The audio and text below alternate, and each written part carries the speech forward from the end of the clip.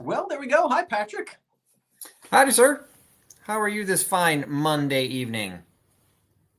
Well, The I'll tell you, fourth Monday of the month. it is. I'm very excited and I'm doing well. How are you? I am doing also well. Excited for a short work week this week and going to start decorating for Christmas this week. So excited for that and actually going someplace for Thanksgiving, which it's always like one of those iffy things since the divorce. Where do you end up? What do you do? How do you celebrate? So doing the Friendsgiving this year, which I'm really looking forward to. So, and you, good sir, you staying in town this week? I will be headed to the relatives Oh, very good. on Thursday for Thanksgiving. Thank you for asking. Anything special for do you partake in the big Black Friday events either as a seller or as a buyer? No. When my very first job was retail, and worked at Berman's Leather and Fur in the 80s and the Louis Joliet Mall. And so I've always done always started with retail. Black Friday it wasn't as crazy, I think, back then as it's become, but it was crazy enough. And when I owned the retail quilt shop with my then wife, very first year, like, well, we're going to do something for Black Friday. Like, no, I don't want to get up at 6 o'clock in the morning. I don't want to have crazy things. So I think we did our Black Friday sale started at like noon. Not go crazy to all those other stores and get all the huge weird discounts. And then come here, we'll have cookies, and you have a good time in the afternoon. So keep it lax, keep it simple.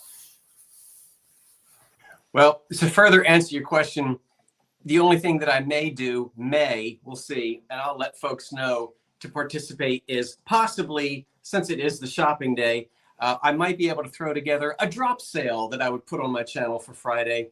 I don't really know if I'm going to be able to swing that or not, but if I do, I'll let everybody know. And excellent. Well, funny you say that. I have to create my own drop sale within the next 2 days.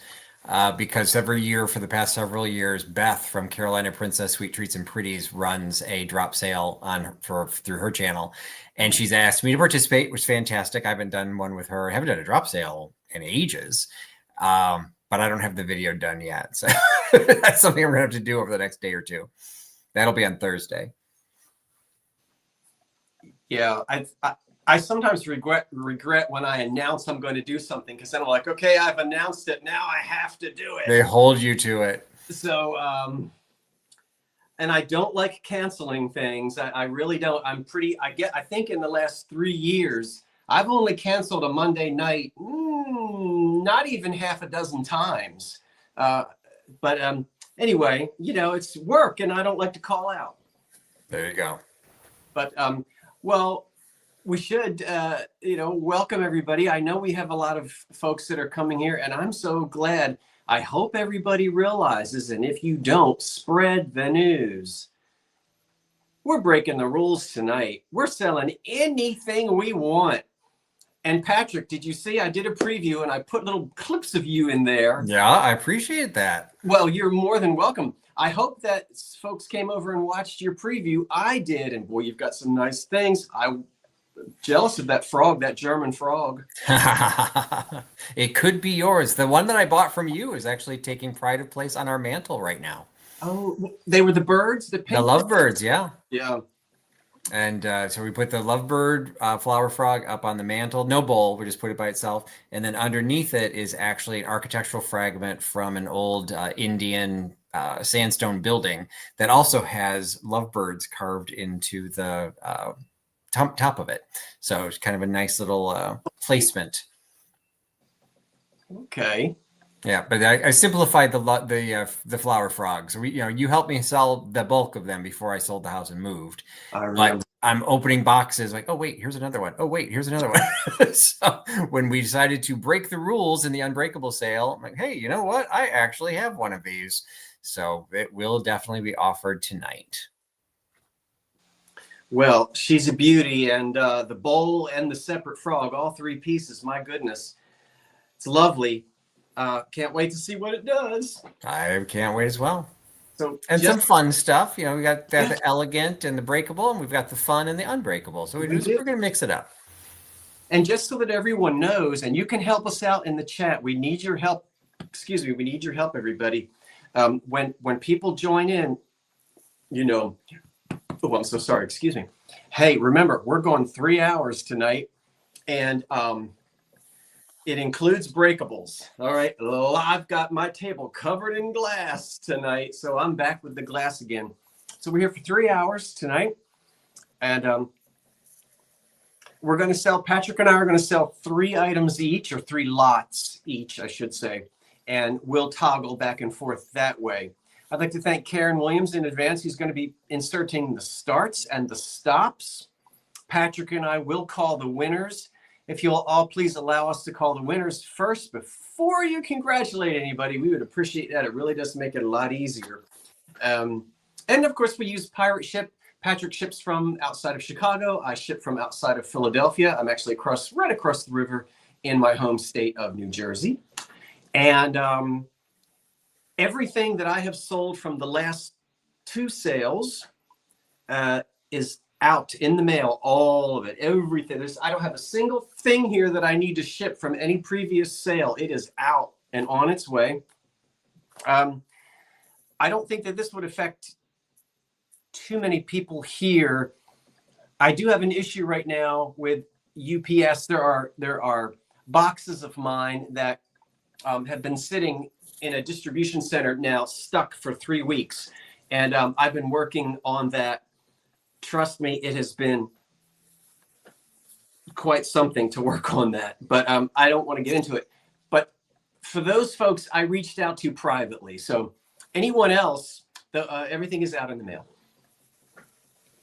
And what's the story behind the stuff stuck in the distribution center? Did they give you an answer or reason?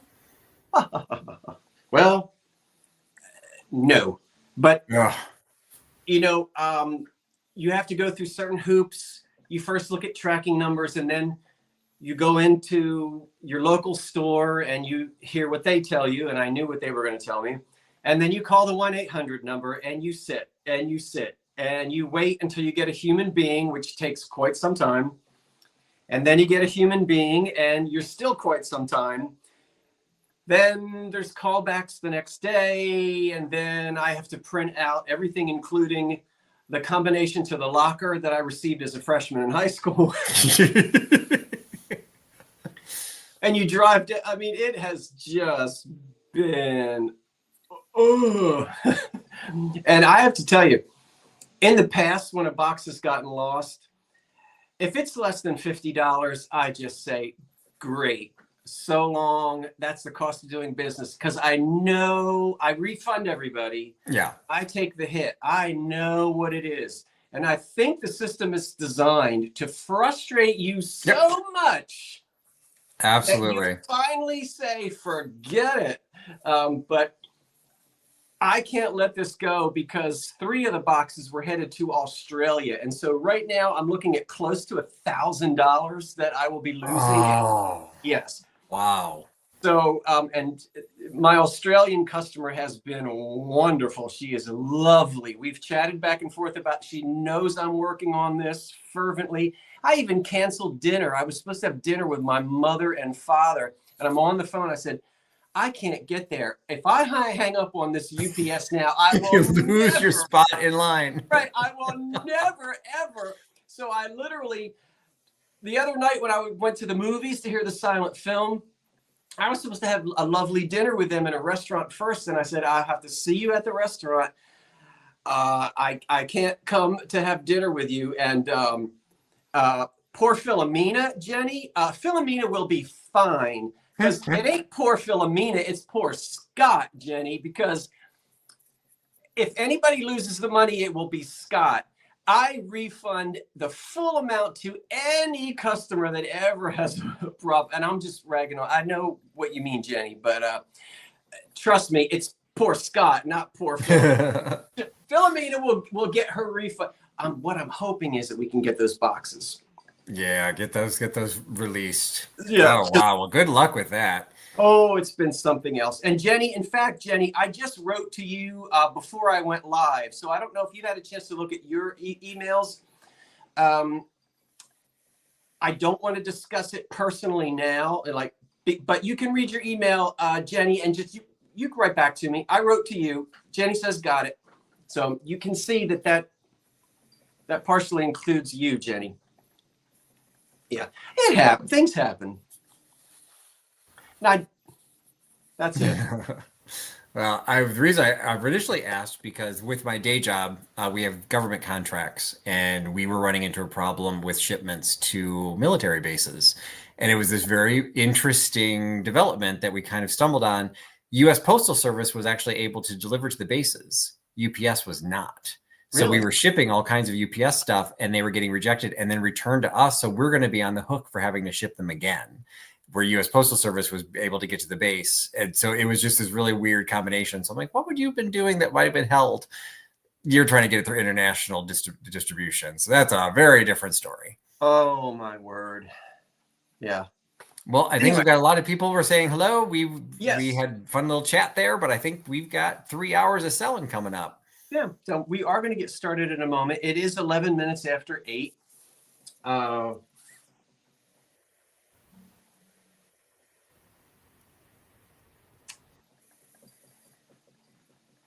Patrick, I am going to, of course, ask you to go first. Sure. And we will. Okay. Yeah, I'm totally fine. I'm ready to get started if you are. I absolutely am. So just the only other thing we didn't already mention, Scott is always faster about getting his invoices done, but I will try and get my invoices done by Wednesday night so that I can get all the shipping done over the holiday weekend. So probably expect mine. If anybody who does buy from me, email me at the email that's going to be on the screen, and I will have invoices out. If I can, I'll try and start doing them tomorrow, but I will at least commit to try and get everything out by Wednesday night. Okie doke. I am just making an adjustment here to this screen that I'm on, and I'm going to enlarge Patrick in just a second, and then we'll get the show started. So I see no reason why we should not get the show started. All right. Well, I do appreciate the ones that watched my video, and I appreciate the one that you put some of my preview videos in. But I'm going to start with something that was not in the preview video. Wonderful. So this is a $10 start, and it is a brass and marble pedestal. Just a really small one. So it's probably about 6 inches tall, maybe about 5 inches across. I'm not 100% sure what you would end up using this for. You've got, it's definitely for a tabletop. So it's not a floor pedestal that you would put anything on. The dimension of the foot base is smaller than the top. So you wouldn't want anything super, super tall on it. I think it would look great with a little bowl of fruit. It'd look great with a little figurine. Look great, if you had a little plate, maybe a little bit bigger on this, maybe have some cupcakes or something on there. It's a really nice piece. Really have no idea on its age. It's not marked in any way, assuming the metalwork's made in India, but there's no reference to that. And the attachment, if you can see, it just appears that the brass has been epoxied or glued onto the top. There's nothing screwing it in. Absolutely, a candle would look fantastic on there, a little small candle garden. It's just, hopefully you can tell, size of my head, this is not a floor-based pedestal. It's definitely something for a tabletop, but it's got really nice open work in the metal work there. I'm not exactly sure it's supposed to represent anything. Yeah, I thought, is there a dragon there? There does appear to be some detail on it, but I don't think it's an American Girl table only because it's a very heavy brass and it's solid marble. This would injure a child. My daughter had American Girl stuff and she had the Victorian doll, and they had things that looked like this, but it was typically lighter weight material, so that if it falls off, it doesn't break a child's toe. So this is a solid marble piece. I can tell from here it's actually a translucent marble too. I can see a shadow coming through it because it is a relatively thin piece, but it's in great condition. The marble has no chips, has no cracks, has no issues to it. And all of the pieces of the metal, there's nothing missing in the fretwork or any of the cut. And yeah, if you're making Roxanne says, like if you're making a vignette, be able to elevate something in the background. You've got a really nice riser for a vase of flowers, a little blow rose bowl, something like that would be fantastic. We have a lot of things that we're going to go through tonight. So I'm just going to, I think I saw a bid, so I'm going to go ahead and count it down. 10, 9, 8, 7, 6, 5. Ooh, that's a great idea with the bottle brush trees. This would look great for Christmas. 5, 4, 3, 2, 1, and stop. So I've got Karen is doing the starts and stops. So I'm going to try and follow on my phone.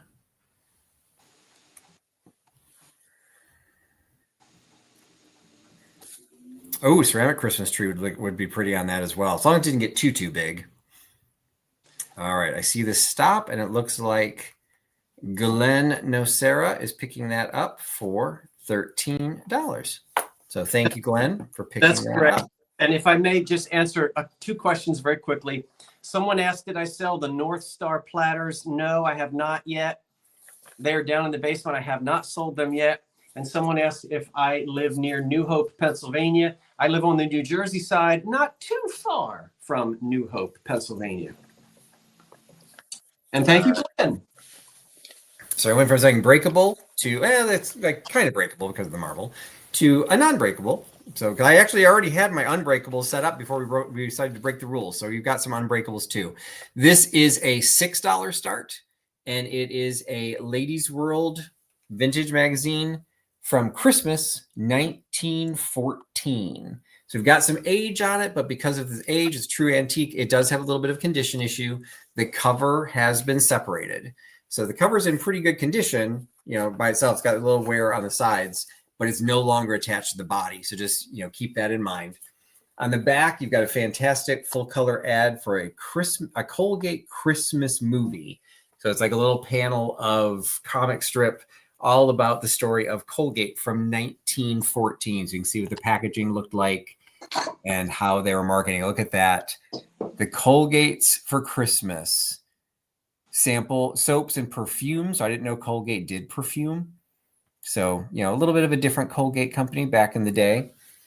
Nice. Beautiful image on the front. And then inside, the body of the magazine is still in good shape. So you've got a full color ad in the middle. Christmas luck. Again, this is the Christmas issue. So you've got Christmas stories. Still has the insert to subscribe to the magazine. What's in a name, so long as the baby doesn't mind. Our ready-made girl. We got the fashions of 1914. And Telltale Hand. The Children's Carol. You got a little panel, quarter panel you can put in there. You can cut that right out and frame that. You've got instant Christmas decor. Some great advertisements. A word to home bakers. No alum and royal baking powder. We've got a full page ad of Christmas gifts that you can buy. So I just love some of this stuff. Scott and I have talked about this a lot. This is primary source research. This is stuff that was sold in 1914. So you can see what did those stork scissors that everyone's like, oh no, those came out in the 80s. Well, no, the stork scissors have been around for quite some time. They just liked that. They liked that look. You've got the inside back cover is not in color. It is the face known around the world. It's a photo play. I can't read that. ESS away, I guess. S away? I don't know what that is. First to standardized photo plays. You got all these ads. And again, I'm not a huge fan of cutting up old ephemera, but because it's already starting to fall asleep, how great would that little Heinz cream ad with Santa and the kids be in a little vintage frame sitting underneath your tree or even nestled into the branches of your tree? So I think I saw a bid come in, so I'm going to go ahead and stop counting this one down. Ladies World, 10, 9, 8, 7, 6, 5, 4, 3, 2, 1, and stop. So that was Ladies World, 1914. Got a couple Christmas things tonight, so that was one of them. So watch for the stop. think I see, I haven't seen the stop yet. Jeff Anderson at 8. Thank you very much. You're welcome. And thank you, Jeff, for picking that up for $8. And then the last one I will throw is another breakable item. This, if you follow me on Instagram, you would have seen this show up today. What this is, and I can say this with some certainty, it is a Cambridge Bulldog pencil holder. And why can I say it with certainty? Because I got this at the Cambridge Museum in Cambridge, Ohio, at the gift shop. So you can see there's enough light I've got going on here. You can see it's actually purple. It's got amethyst glass. This is starting at $20. Sorry, I forgot to say that. So it's a $20 start. You've got, it's the Bulldog. It is in the purple, and it has the hole drilled through its mouth to hold. It's your pencil dog. So I will include the Cambridge Museum. I think it says museum. You have the opening bid of 20? Yep. Oh, excellent. The National Museum of Cambridge Glass with the phone number and the website. I picked this up. I did a video on them maybe 4 years ago, where I did. It's a fantastic museum. If you ever make your way through. Did you go through Cambridge when you went to? Yes. Excellent. I did. It's a fantastic museum. Wonderful to see again. First primary research. What their advertisements, what do they have on display? What did Cambridge glass really look like? It is in very good shape because one of the stories that they told when these were sold is that kids like to pick them up and use them for slingshots. So a lot of times you find these and they're damaged. This one, you can see there's still the edge. They didn't really fire polish these particularly well. But the edge is in pretty good shape. There's no chips. There's no cracks. It's in pretty, the ground bottom. It's a really cute piece. It was in my curio cabinet up until the time I moved. And now I'm selling it here. And I see Jenny has the opening bid at 20. So I'm going to go ahead and count it back down. 10, 9, 8, 7, 6, 5, 4, 3, 2, 1, and stop. With the pencil dog. Museum is in Cambridge, Ohio, which if I remember correctly was kind of like southeast Ohio. I want to say it was southeast of Columbus, like closer to the West Virginia border, but not like totally off to the side. Your winner is Jenny Mack at 20. Great. All right. Thank you, Jenny. And over to you, sir. Okay, I've got a lot of red glass. Let's go. Starting at $15. This is the only red cream and sugar I've got tonight. And it is the last ruby red by Anchor Hocking cream and sugar that I've got. So starting at $15, no chips or cracks on it. It's Fire King. It is Anchor Hocking Royal Ruby Red. And it's not the charm pattern. It's one of the other patterns. And I love the handle on it. Kathleen Workman has our opening bid of $15. And the three things that I'm going to sell right now is all red glass. I'm going to try to sell all the red glass at the very beginning. So if you're here for the red Anchor Hocking, we're going to be doing red Anchor Hocking for a little bit here, just to get the ball rolling. Okay, we're going to go ahead and count this down. I'm telling you, I'm moving. No problems on them. Made between 1938 to 1967. And it's the last cream and sugar that I've got in the Royal Ruby Red. The high bid right now is 16. Don't delay. Let's count it down. 10, 9, 8, 7, 6, 5, 4, 3, 2, 1. That's it. Ooh, I didn't ship it. But I am going to put it over here.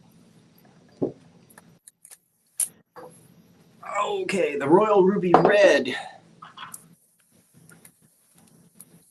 will go to the cream and sugar.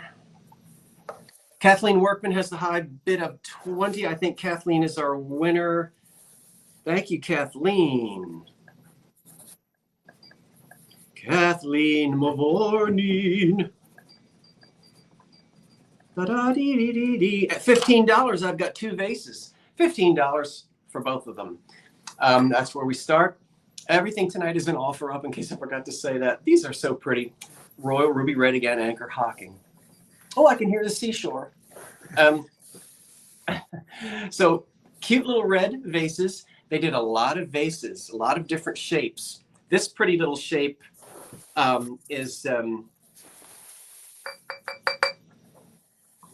that's not where I was trying to go with my thought. I think last week we had the big pineapple vase, and today just the 2 Royal Ruby Red vases by Anchor Hocking. In good condition, no water damage, no issues there at all. And are there any questions? Philomena has the opening bid of 15.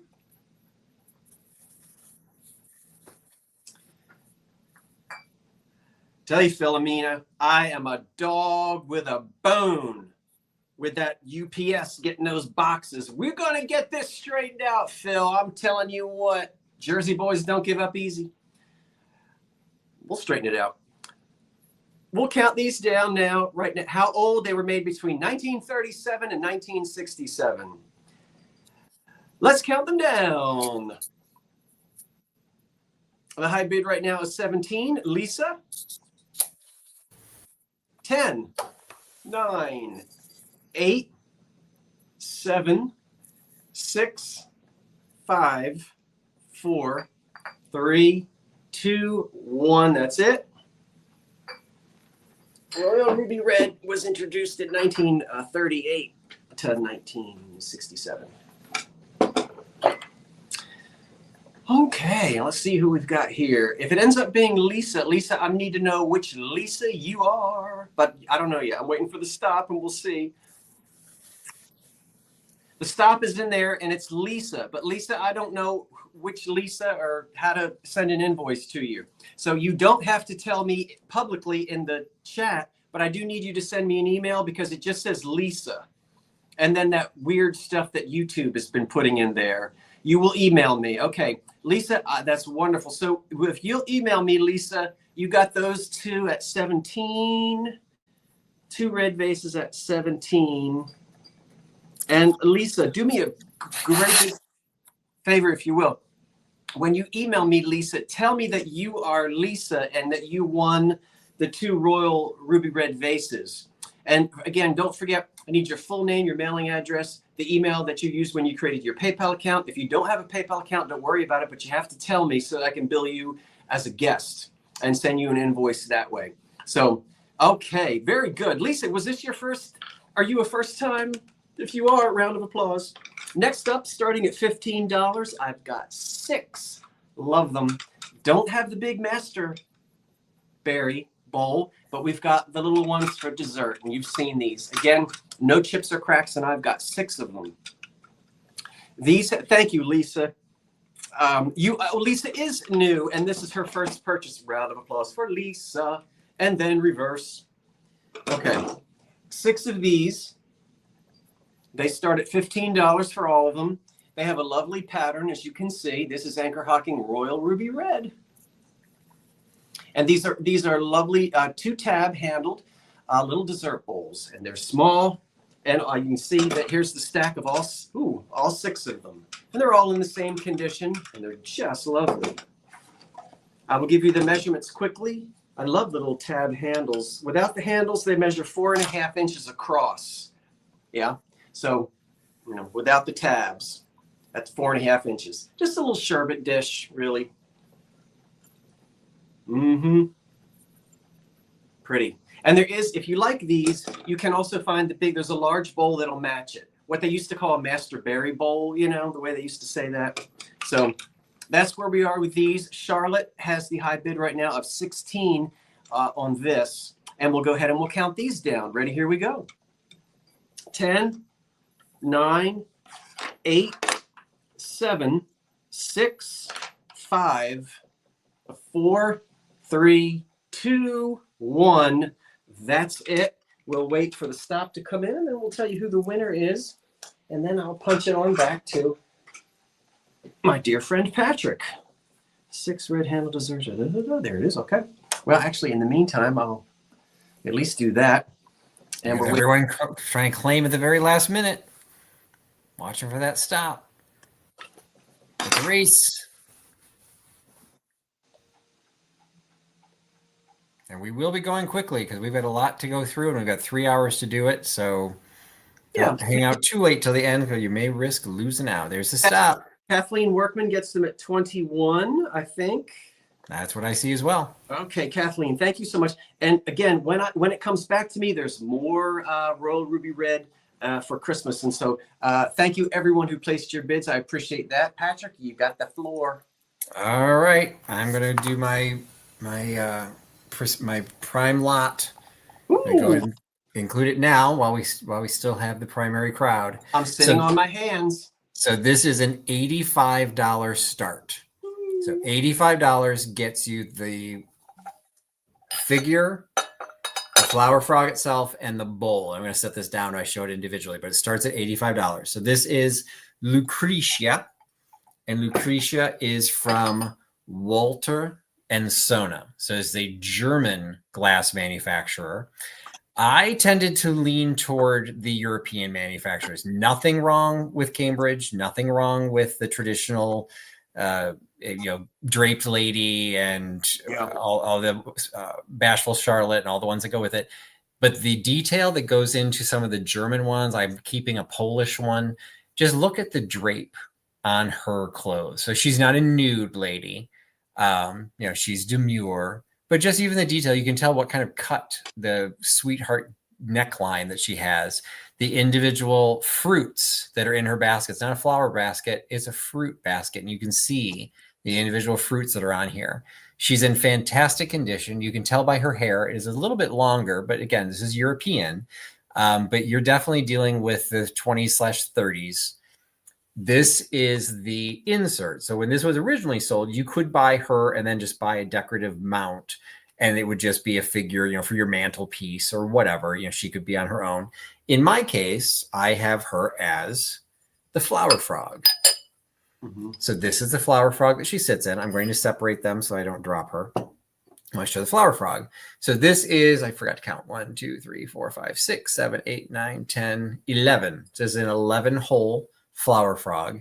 You can see it's got the kind of the scallop design. Light's a little bright, so there we go. Got a little bit of that Art Deco, accenting going on there with the little diamond shapes in the corners. Also, fantastic condition. A couple that I've had, there'd be like a little chip in here because you're setting the figure in and out. There'd be chips on the bottom. This has some tiny, tiny flea bites, but only in the part that sits in the flower frog. And the flower frog itself, again, is in pristine condition. So again, these are Walter and Sona, or as I say, the figure is Walter and Sona, Lucretia. This I did get with her, and I do believe they probably did live together. What I'm not sure lived with her is the bowl. So the bowl, I was able to find an example of this bowl called Gorlitz pattern, which was also Walter and Sona. But that one, you can see it kind of alternates the panels. It's got the frosted and then the clear and then the frosted and the clear. The Goritz, the frosting went all the way to the edge. It kind of like rolled over a little bit more. Mine kind of flares out at the top. What's really nice about this one, it's a little bit more compact than some of the flood bowls that I had. They have those really wide drapes, and it makes it hard to find a place to put them because a full drape on some of those bowls would put them at 16 inches across. So you're taking up quite a bit of valuable tabletop space. All three of these pieces together, she sits very nicely. I did kind of bury the lead. If you don't know what a flower frog is, you'd fill the bowl with water. You would set the frog in here, and because it has those 11 holes, you would put low florals in here with some greenery, baby's breath, something that would stay down. So you're not talking about long stem roses. You're doing something, petunias, philodendrons, things that would stay down.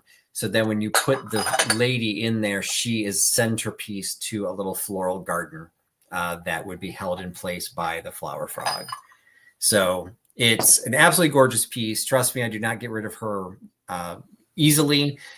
I had developed a beautiful collection. I love that collection, but I've moved.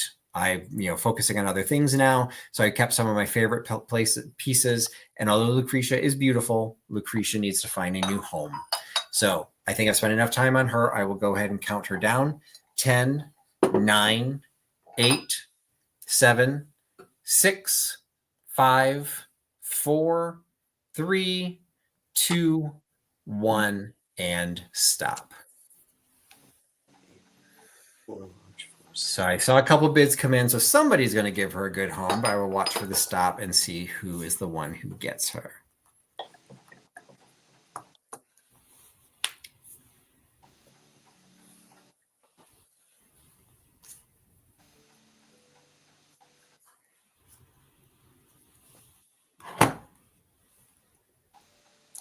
I'm watching on my phone for the stop.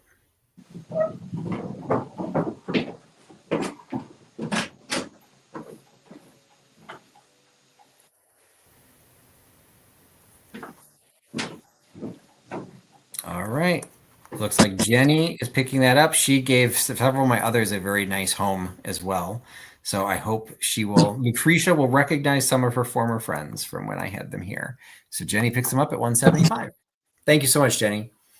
Next item, I go from very breakable back to an unbreakable. This I picked up, funny enough, I picked up actually on my last trip I was in Pennsylvania, and found some time to go to an antique shop on the way to the airport and pick this up. And then we realized we were going to do unbreakable or breakables as well. But this is a $10 start. It is a table cover with 6 matching napkins. So the table cover is 33 inches square. It is a blue on an ivory or off-white colored linen. This one is designed in such a way that the pattern is only in the one corner. So this could be on a table that backs up to a wall, a circular table that you can create a front, because the actual design only has the actual stitching in one corner. I do believe it is machine made, because if you look at the back, there's quite a bit of stitching that would be difficult for an individual to do on their own. Need to adjust my lights because it's too bright. But that doesn't deter from the value. It's machine made instead of handmade. And then it also has a really nice hem stitch going all the way around. Just gives it a nice little accent. So that's a little bit of a darker blue than the baby blue that's in the middle. And then that's 33 inches square. And then as part of it, you get the 6 matching napkins. So the napkins are 10 inches square. And like the table cover, just the one corner is stitched. So you've got this beautiful yellow butterfly design with the blue kind of halo around it, and then yellow and green accent in the corner with that same hem stitching with the blue color going through the fabric. Now it's not showing in the picture, and it's just because it's so I can see it because it's so bright. This is a very rustic linen. So you've got a couple of darker variations going through it, which I think just adds to it quite a bit. It's just a really cool piece. And you get 6 napkins as well as the table topper. And I do see a bid, so I'm going to go ahead and count this down. Yes, a bridge table would be fantastic. 33 inches. It's going to work perfectly. 10, 9, 8, 7, 6, 5, 4, 3, 2, 1, and stop. I'd like to thank all 296 folks that we have here tonight. Thank you for being here.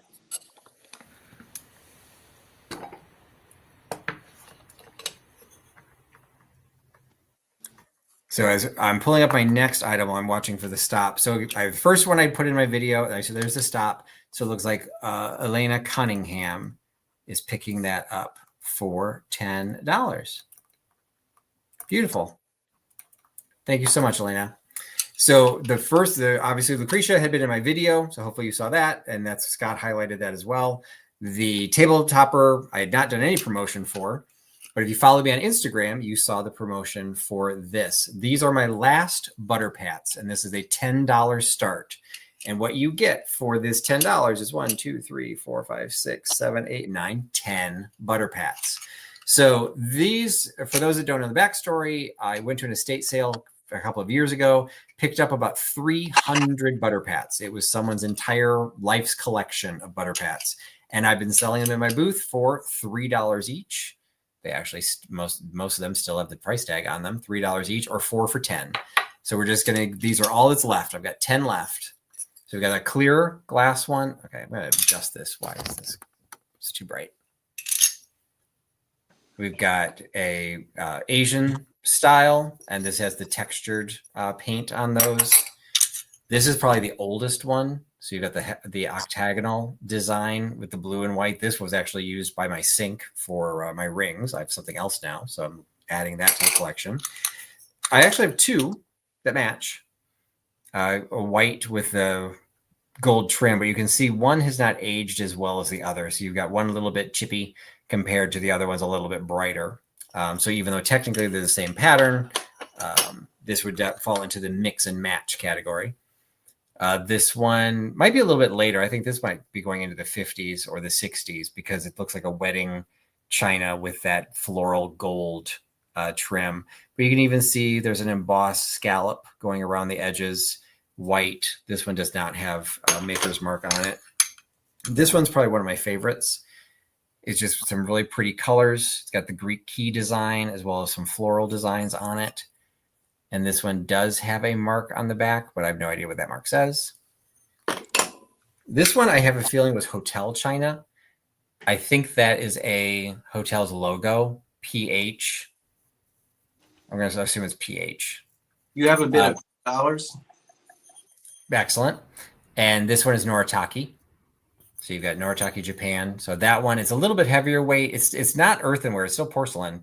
But I think with that PH, I think that's a logo for something, but I was unable to find it. This is also one of the, I was surprised that this one is still around. Kind of got this little early 20th century floral motif, black with pink.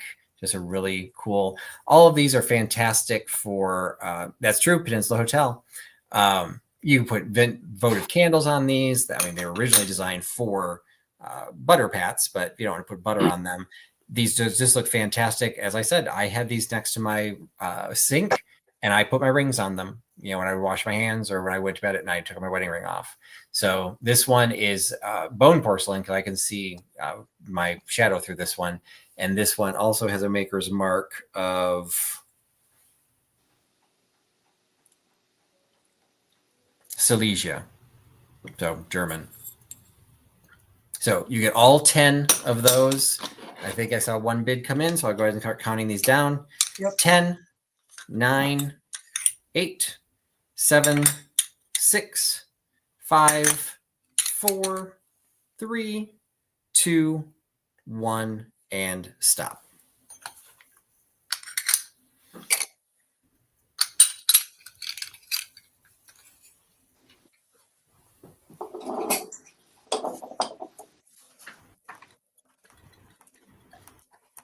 Just watching for the stop to come through. Oh, my computer's trying to do an update. Don't want to do that.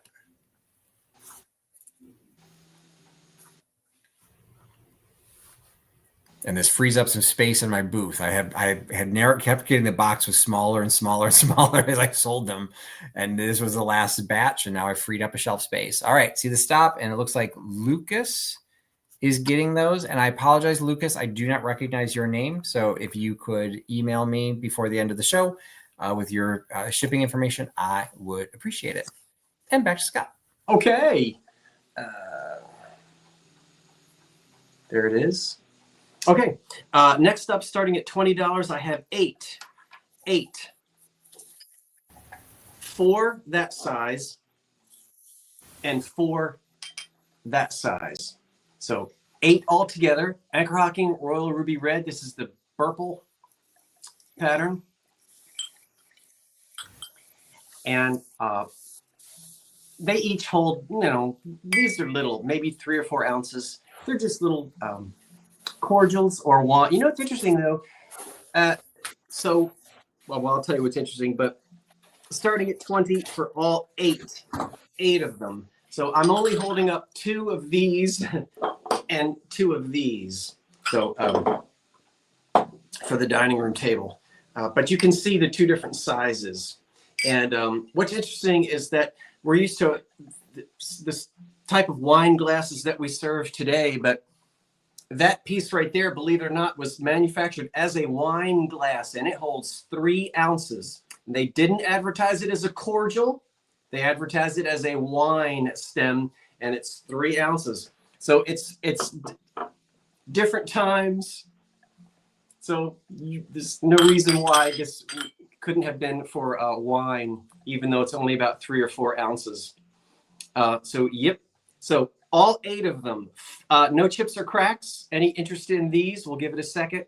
$20 for all 8 of the Anchor Hocking Royal Ruby Red Purple. 4 in this size and 4 in this size for your dinner table. Kathleen Workman has the opening bid of 20, and I'm going to count it down. Anybody else, just jump right in. 10, 9, 8, 7, 6, 5, 4, 3, 2, 1. That's it. So those 8. You are making me nervous with your swinging the glasses around. Well, Donna, take a deep breath. I've never thrown a piece of glass yet. It's my high energy. I don't want to make you nervous, but that's just me. You have to get used to me. I have a lot of energy, but I really have never thrown anything. I've broken things in the washing dishes before, once in a while by accident. Kathleen Workman gets them at 20. Kathleen Workman gets them at 20. Okay, thank you, Kathleen. 20. Okay.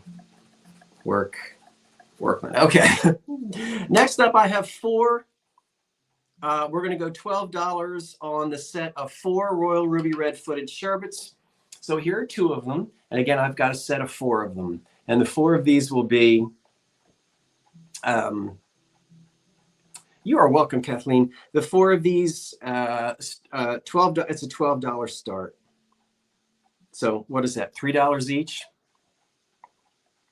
And they are dessert cups, sherbets. You can see that. Nice size. Again, same color. So this will match all your Anchor Hocking. Philomena has got us started out at $12.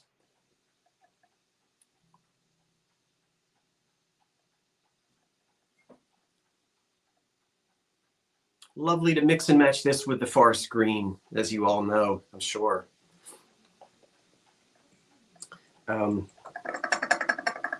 I've got some cups and saucers and some sets of red, but we're going to give the red glass a break for a minute and sell one other piece of glass, and then we'll come back to some more. So all 4 of these, the high bid right now is 13.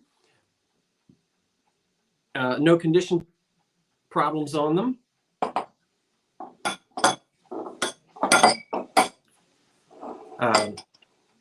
So there we go. They are smooth, very smooth. We'll count them down. 10, the high bid right now is 15. 10, 9, 8, 7, 6, 5, 4, 3, 2, 1. That's it. On those. Oh my goodness gracious, come here to me. You are so heavy. Oh, you are heavy. I have any, what? Have any of the cups. I'm not sure. You have to ask me that again. Oh, we don't have the stop in there yet. Okay. I don't want to confuse you by holding that up. Philomena, have any of the cups and as fees already sold? Oh, cups and saucers. No, I haven't sold any cups and saucers yet. Not yet. I've got some. There's the stop. And is it Phil at 20 on those? Patrick? No? He must have stepped out. Okay, I think. What's that? I'm sorry. What was the question? I think it was. I see Philomena at 20 before the stop. Okay, thank you. And thank you, Philomena. Okay, I appreciate it. 4-foot shirt. Yeah. I don't want to get mess. Okay. The next is a piece of Murano glass. It starts at $35. It has no chips or cracks, and it is Murano, and it has its label on it. You probably will never see another piece of Murano because I don't really buy and sell it. But I happen to be able to get this piece, and so here it is. It's a great. Scott is high energy, and coffee does not affect him. You got that right, Heidi. You know me well. You know me well. Starting at $35 is this really pretty piece of glass. And I'll let the label says, oh golly, it says Murano glassware, crystal clear, made in Italy. And there's the sticker right there. I know you're not going to be able to read it, but it's there. See the sticker? Okay, so that's that. It has, I'll let you see the bottom of it. And the middle of it. And what else can I say? I guess I can't say much because I don't buy and sell. I'm not at I'm out of my area on this. And in fact, I wouldn't have bought it if it didn't have that Murano sticker on it. I would have walked right by it and said, well, I have no idea what that is because it's just not my area of interest.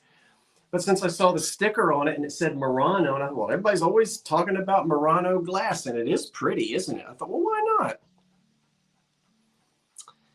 Do we have anyone interested in this at $35? Okay, Bonita Taylor has got us started at $35. It is big and it is heavy.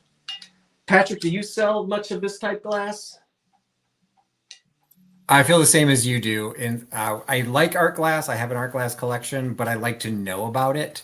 And when I get into the Murano world, it's like everyone's, oh, it's Murano. No, yeah, it's not necessarily. You know, it's one of those cases. I only want to sell it if I know it is. Yeah. And I can't always tell. So yeah, it's funny you say that because a lot of times if I'm watching, you know, it's one of those buzzwords and you constantly, oh, is that Murano? Is that Murano? Is that Murano? Is that Murano? It's like, well, I don't know. But people have been making glass for thousands of years, right. So it's difficult. I like to look for controlled bubbles, you know, some of the things that actually make Murano like Murano, and that's got the clear edge to it. It's got the color that's applied to only the edge. That's a skilled piece. That's not something you're going to see at Hobby Lobby. The high bid is 40, and we'll count this down. Here we go. Any questions? I guess not. Many say it and are not. Yeah, I'm used to that. That's right, Jenny. But it's not my area. But it's pretty, so I hope someone will. Looks like it is going to go to somebody.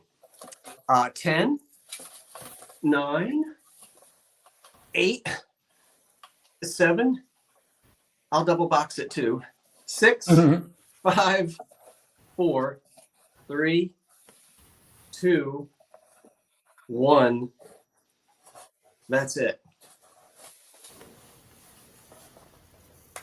Ooh, yeah. Once I get off camera, I'm gonna move all of that stuff. Okay, the Murano piece is going to go to, oh, good grief, where are we? Here we are, okay.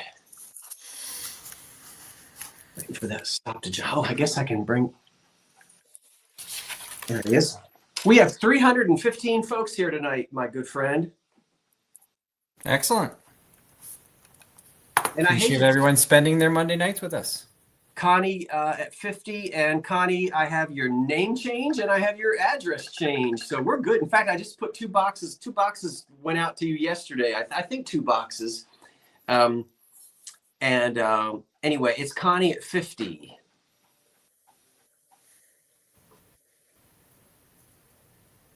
And I thank you, Connie.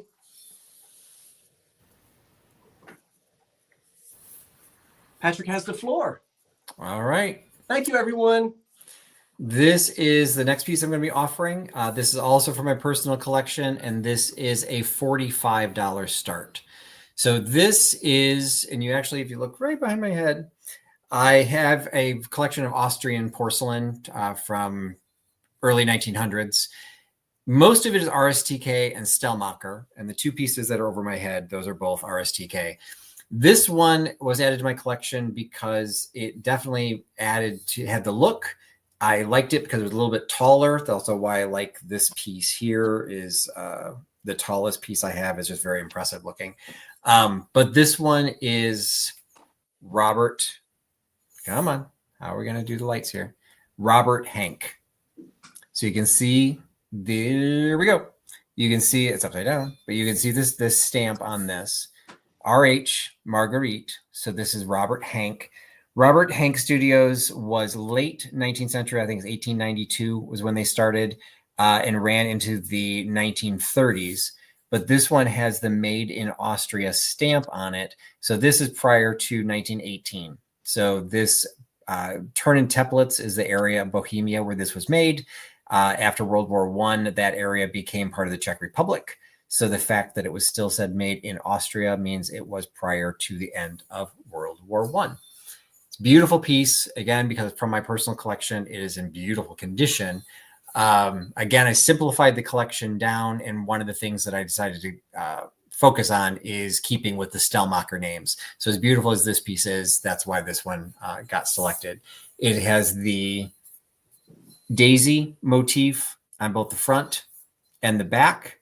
So you've got a combination, like this is probably closer to 1918 because you also almost have some of the angularity of the Deco era, but you've still got the motif of the Art Nouveau era.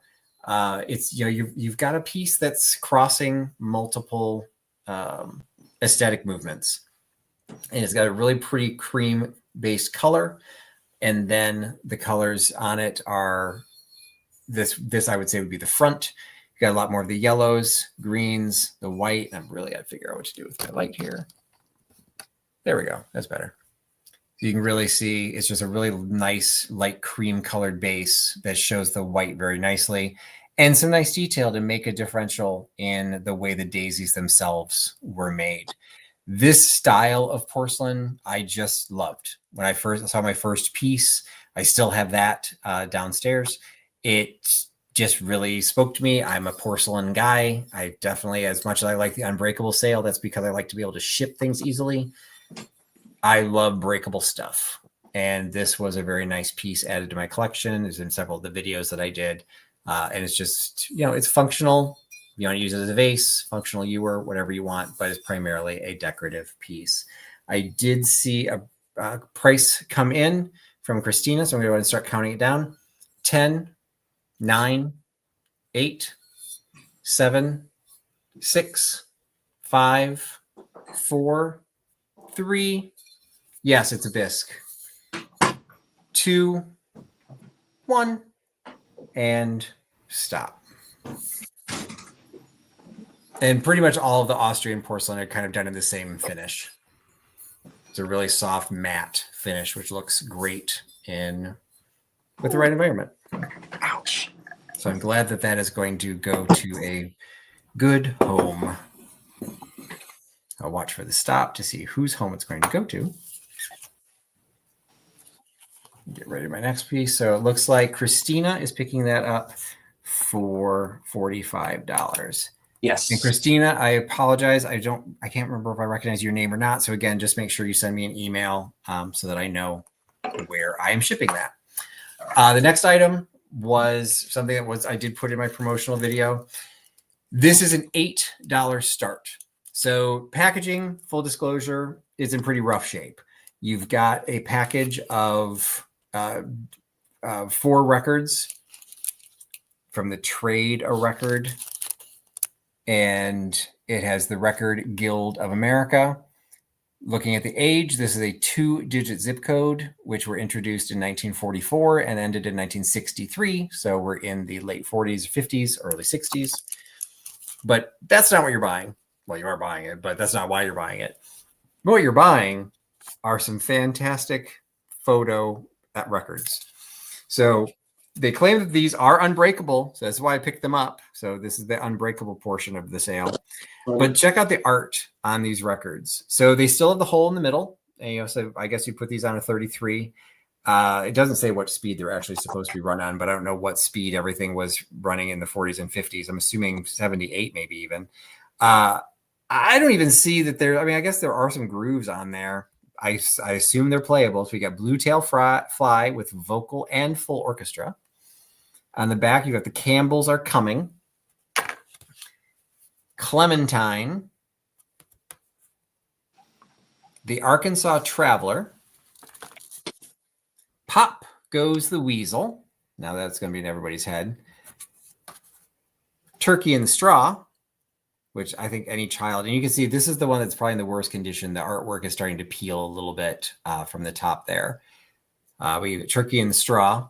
Any child today knows what Turkey in the Straw sounds like. And then a little brown jug. And the Mexican Hat Dance. So these are just fun decor. Decorate a kid's room, put them into, if you've got, where was the Mexican Hat Dance one? You decorate for Cinco de Mayo or Day of the Dead. You've got something to go with that. You do anything Scottish. You got friends who are Scottish. You got the Campbells Are Coming and the little laddie in the kilt. It's just a quirky little set of records, and you do still get the packaging. I don't see any bids on this, so I am going to go ahead and pass that. And then the next item I will go to is one that did not make any of my previews. So I'm going to watch for the pass on that. But while waiting for that to go in, we've got this glass vase, I'm going to assume. I'm not sure if it was a bottle. There's no indication in here that there was a bottle that scraped in and out. So it might be a vase, but there might have been a stopper. And maybe if you maybe find another stopper, that would make sense that this would have a stopper in it. But it is an $8 start. And this is a Mary Gregory. This is a Mary Gregory, at least style bottle, if not actual Mary Gregory. A lot of the Mary Gregories also have a person on there. This one does not have a person. This one has just the image of a castle. And I just thought it has kind of a nice little wintry theme to it. It's all painted in white, and you've got the trees look like they're covered in snow. There is some gold accents to it. You can kind of see that peeking down there at the bottom. So it's all white and gold. And it's just a decorative bottle or vase. At this point, I would just say it's a vase because I don't have the stopper to it. But it might have been a scent bottle. It's not marked in any way. When I did a Google search for it, Google Images, that's what I learned. I'd never heard of Mary Gregory. It was something I had not offered before, but everything I found that was truly in her name, it wasn't signed either, but it had this kind of a style of painting to it. Yeah. So have you done a lot of Mary Gregory? I have, but that's another thing. You hear people say Mary Gregory, Mary Gregory, and it's not all Mary Gregory. So it's a Mary Gregory style. Validate it, but a lot of people don't validate whether it is or not. They just say Mary Gregory. So you do have to be careful. Yep, absolutely. So that's why it's at a lower price. And It's just something that's a decorative piece that for $8, you would just have a nice piece that you could then have the conversation about Mary Gregory and whether this is one of hers or not. And I do not see a price on this one coming through either. So I will go ahead and stop and pass it back to you, Scott.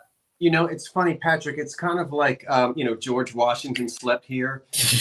Like, okay, well, he sure did get around. I guess Mary Gregory really did get around. But yeah, you're right. It's one of those things. So you hear all the time, and it's like, maybe. I just saw something come in the chat. Did I miss something? I don't know. I had to go turn the furnace. Elena bid $8 before the stop. Was that for the records? Well, you said hard stop, and let me back up. Hold on. Sorry, David? Yes, you had a bid on the records. Oh, okay. I'm Okay. sorry. Elena Cunningham, $8 on the records. Oh, okay. So that's you. That's up to you because you I called. still don't see it, but okay. It's in there well, it's in there somewhere. Yeah, I All saw right. it. Well, then if you see it, then it counts. It's your channel. So we'll go do a really quick countdown. 10, 9, 8, Yeah, but 7. Hey, I'm gone. no, I didn't know you were going to count them down. I thought she just gets good.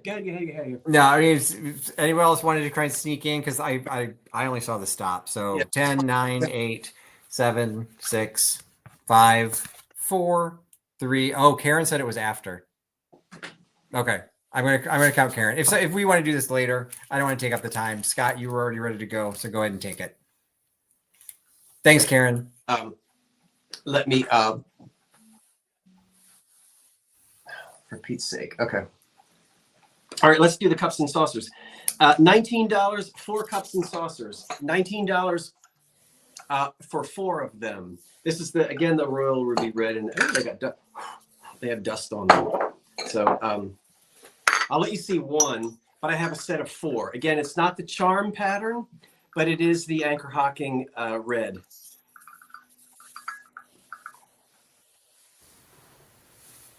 And can we resolve this so we can move on? Yeah, I'll just give them to her for $8. Yeah, she gets them at 8. Okay. Yeah, we're done. We got it. I'm sorry, it's too much time on this. No, that's quite all right. No, we got it. She's got them at 8. And now we're back to this. We're back to this again.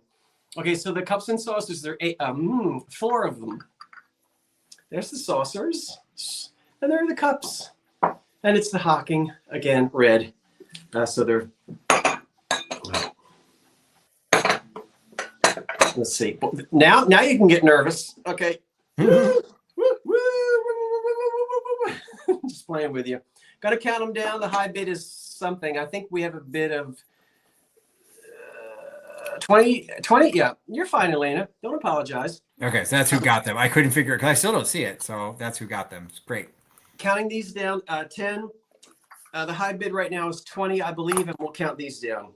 10. There's four of them. 10, 9, 8, 7, 6, 5, 4, 3, 2, 1. That's it.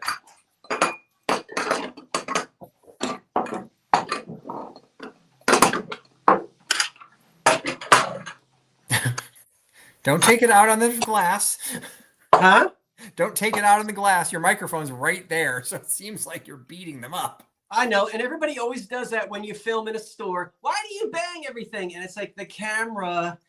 The microphone is right there. Yes, the camera makes everything so much louder than it really is. You know that. Those cups and saucers. The stop is in, and they went to.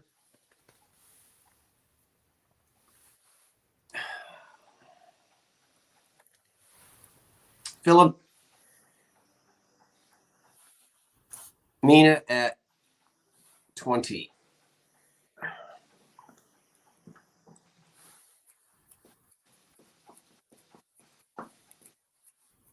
Okay. I don't. Oh, let's do these and get this out of the way. Let's do these tumblers, and then they'll still be a little bit more ruby red, but we're getting down near the end of it. Okay. Tumblers, we're going to do 2 sets. I've got 6 and 6, but I'm selling them separately. We're going to start off at $12 for a set of 6 of these. Now, coming up is a set of 6 of these, but that's coming up. But just so you know, 6 of these tumblers, and I guess it's about 8 ounces. They start at $12. These match the dinner set of the Royal Ruby Red. They are 4.5 inches tall. That's an 8-ounce glass. Yeah. Water glass, juice glass, whatever you want. 6 of them, chip-free, crack-free. This is just 2. That would be a mess if I tried to hold up all 6 of them. The other 4 are in the other room. So 6 of these. And the high bid right now is $14. Evelyn Layton has the high bid of $14. After these come the little juice. But we're not ready to do those yet. The tall tumblers, manufactured by Anchor Hocking from 1937, 1938 until 1967. And the high bid right now is 15. So we'll count these down. 10, 9. The high bid right now is 15. 10, 9, 8, 7, 6, 5, 4, 3, 2, 1. That's it. 6 of those.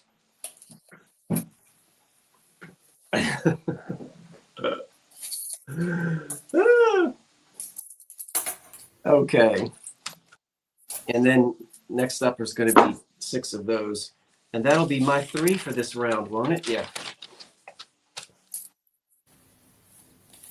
Okay, those are going to go to, the tall tumblers are going to Kathleen Workman at 25. Thank you, Kathleen. Next up at $12, and everyone who bid, thank you so much. Now I've got 6 of the little dudes. They're only 3 inches tall, and that's probably about 4 ounces. So 6 of these. I'll give Karen a minute. I know Karen has to get caught up. $12 start on these 6. There we go. I would be scared to sell. What if you don't find them again? $12 start on the 6 of the little tumblers, little juice. The high, oh, we don't have a bid yet, so okay. Well, anyway. I'm going to have a sip of my cranberry. How do you like that Art Deco glass? Isn't that nice? That's a pretty fancy glass. I like that. I know. I love, and I haven't been able to figure out the maker yet of these. That's cranberry juice. No interest in these. We're going to put a hard stop in there. And I mean, once we say hard stop, we move on, because it takes too long to go back and try to figure out, that just keeps the auction rolling. Yolanda has a high bid right now of 12. Oh, Karen put the stop. Karen, I'm sorry. Karen, delete that. I didn't mean put the hard. I wasn't saying put it in. I'll delete it. I'll take it out. It's okay. We're still going. I meant that if we didn't, you know what I meant. So the high bid right now is 12. Yolanda has the high bid of 12. And now I'll count these down since we have a bid. Anyone else interested, just jump right in. High bid is 12. And here we go. 10. 9, 8, 7, 6, 5, 4, 3, 2, 1. That's it. Yeah, Janet, I should send her another corn on the cob, but I'm mad because she didn't eat it.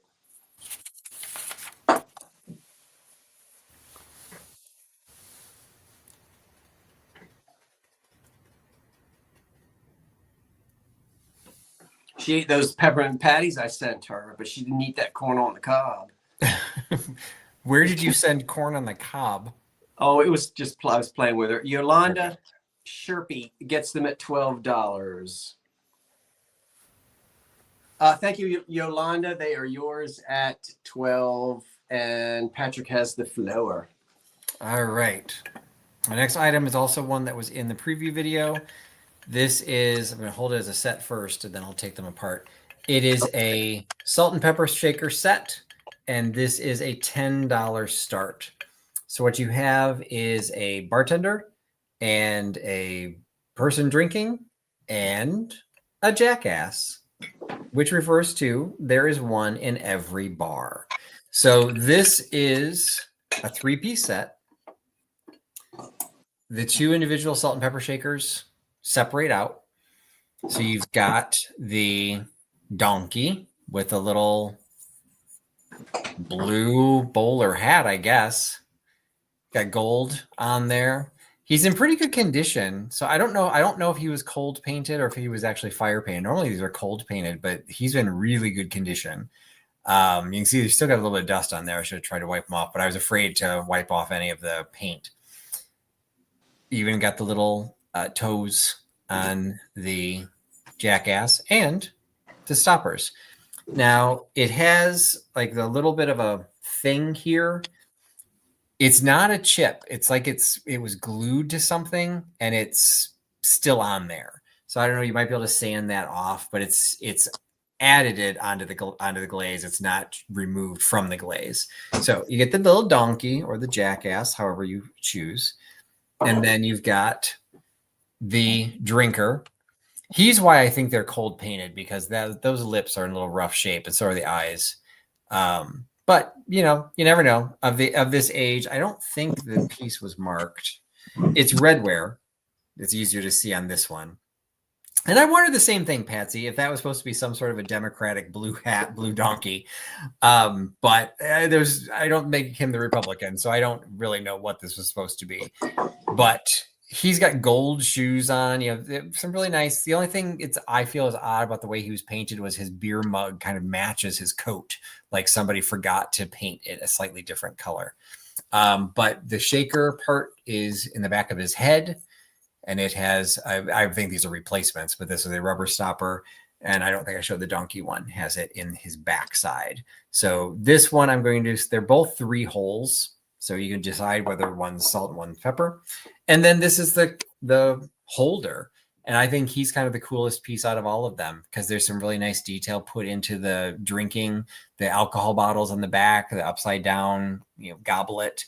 I Dream of Jeannie bottle going on there. He's got the cocktail shaker in his hand. And you can see it's in pretty good shape. The gold paint where they would rest in between is still in really good shape. It has not really been chipped away or anything. And even that there is one in every bar. All of the letters are there. They're very legible and not any real flaking. It is redware, so you can see that. Most likely it had a sticker on it, which has long since been gone. And then the back is also nicely glazed. So I think I saw pricing come in on that. So we're going to go ahead and count this one down. 10, 9, 8, 7, 6, 5, 4, 3, 2, 1, and stop. And yes, Jenny, this was supposed to go into the barware section of my booth. And then when we decided to do Unbreakables, I'm like, you know what? This is fun. I wanted to see what this would do here. So I'll watch for the stop on that. While I wait for that, I'm going to get set up for the next one, because this is probably one of the more interesting things I've ever sold. It falls in the unbreakable category. All right. So we've got to stop. Oh, we got somebody. Who do you see, Scott? Elderly poodle at 20. Let me refresh. Yeah, I saw one come in. It looks like right at the same time. Yeah, give me once. I'm refreshing, so I'll tell you what I see once I hit refresh. I still have Marie coming in after the stop. When I hit refresh, I have elderly poodle at 20. Okay. Thank you, Poodle. And sorry, Marie. Sorry you missed out on that. All right. The next one, I've got the Massagette with the box and everything. So you've got your own little image of thing, not it, no, thing. So you've got the dismembered hand with a home massage instrument by Oster. And here it is. It plugs in. I only knew how to use this because of the picture. So it actually sits on the back.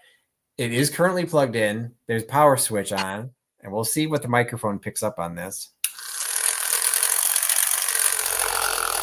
So you can kind of see what my fingers are doing there. It's got a pretty heavy-duty vibration going on. Now, probably a little loud for the microphone, so I'm going to turn it back off. But I just want to show that it does work. Now, how you use this, I didn't say in my video. Everyone can use their own creative philosophies on where this would best be applied. In the simplest terms, we just give somebody a back rub. You just put this right into the muscles on the back, on the rub, on the arms, on the neck. But if there's only one hand, and I usually give people two-handed back rubs. Ladies, you be the judge of how else you could use this. So I'm sorry. The start is $15. Thanks, Karen. Sorry about that. So yes, we have the Oster Massagette. I did do a little bit of digging. This was actually around for quite a while. They've changed the design a few times. In the 60s, they looked much more modern. So I had to do a little bit of digging. And a couple of things. I love doing the research. That's one of the things I loved about doing this stuff. So one of them is you get a postcard that comes with you can register it. And in the postcard, there's no zip code. All right. Well, Racine, Wisconsin, it wasn't a major town, so it's possible it wouldn't have a zip code, but it does have a 1-cent stamp.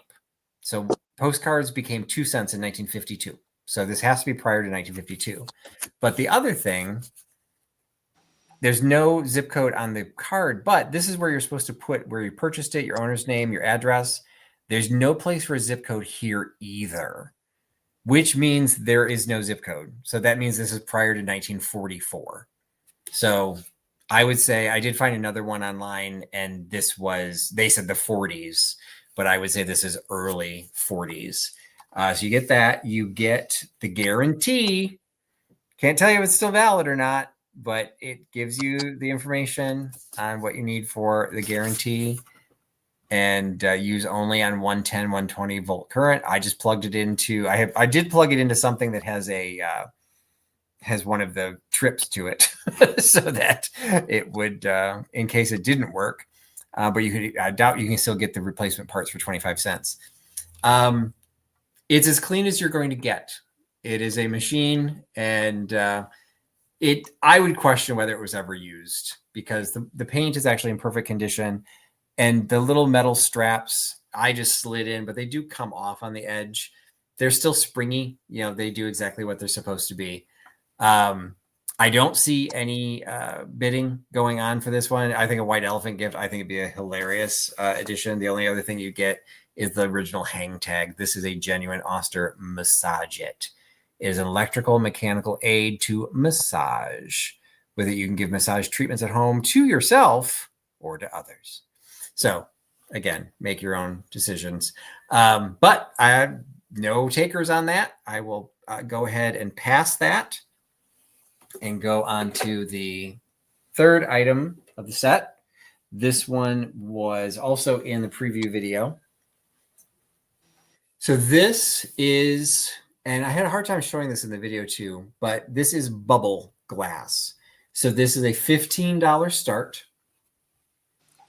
And you can see the polychrome on the frame. I would say, and I would really appreciate Scott's input on this, but with that design, this style of frame, I'm thinking this is 20s to 30s. But I'm wondering, because of that the garland thing, I'm wondering if it's actually a little bit earlier. What are your thoughts, Scott? Or yeah, that style of frame even can go back to 1912, 1915. But you're right in saying that it's right around 1920. So it's, you see there's a couple spots where there's a little flaking to the color. It's kind of a steely gray color. And then in the corners, there's a little bit of pink. There's a little bit of blue. There's kind of a couple accents of gold that pop away from, and there's almost like this is like a silver trim on the top and the bottom with like a darker, that slate gray. Now, what this has in it is what I think is a beautiful photograph of a bride from maybe around that same era. I would put her somewhere in the 20s or 30s based on the skull cap and the length of the dress. It is completely replaceable. The backing is just held together by 5 nails. I actually took it apart while Scott was selling his last section, because I have this on with these little sticker corners on a piece of paper that I bought and cut to size. So it's very easily something you can replace with any picture that you want. But I kind of liked that. And I love the idea of like instant family. So I thought she looked really good in this frame. And I think I missed the buried lead again. It's the bubble glass. So this has the convex covering to it. It doesn't really show this, but it is bowed. So it comes away from the image. So you can turn this into a very shallow shadow box as well, because it's flat up against the image back here and on the 4 edges, but then it bows out. And so it's just a very cool bubble glass. It was something that I wasn't excited to mail, but before we started doing the Unbreakable sale, I used to sell glass and porcelain all the time. So I package very well, and this will be not a problem to ship this. The high bid So, right now is 40. All right, I will count it down. Oh, and the sizes were, so the total size of the frame is 12 by 14 and a half. And the size of the insert, which is the size of the glass or the piece of paper that's in there, that is 9 by 12. I'm sorry if I didn't say that. So that is the size. So again, great condition. The glass itself is one of those, like, don't ever break it because that's going to be hard to replace. But it's a cool piece, unique, and you can put whatever image you want if you don't want to maintain the bride as your family. I'll count it down. 10, 9, 8, 7, 6, 5, 4, 3, 2, 1, and stop.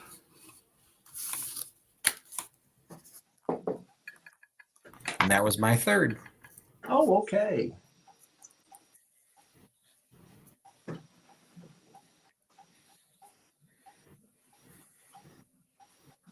I know you're waiting for me, but we'll go ahead and wait and let that stop come in there. Yeah, I'll watch for the stop so we don't get confused like we did last time. It is 9:30, so it's hard to believe this sale is halfway over. We are going to go. The stop is in there, and Patsy has it at 47. All right. Thank you, Patsy. So once again, it's 9:30. We're going to sell until 11 o'clock, so the sale is halfway over. And I appreciate everybody being here, but please don't go anywhere because we still have some lovely items for you, including this piece right here, which starts at $25. There is a small, very small, and I will call it a chip, not a flea bite, because it's bigger than the size of a head of a pin. And it's down here right at the base. And you can see right there, my finger is pointing to it. It is very small. It's a little bit bigger than a flea bite. So I call that a chip. A flea bite to me is the size of a head of a pin. That's the only damage, and it's right down there at the very, very, very bottom of it. And you can see I'm pointing to it. Otherwise, there's no other problems with the Florentine green stretch glass made by Fenton, and it will glow under a black light, as you well know. So it's very pretty. The stretch on it is a very pretty onion skin. And I'll shine the light and let you see that onion skin. And I think you can see it now.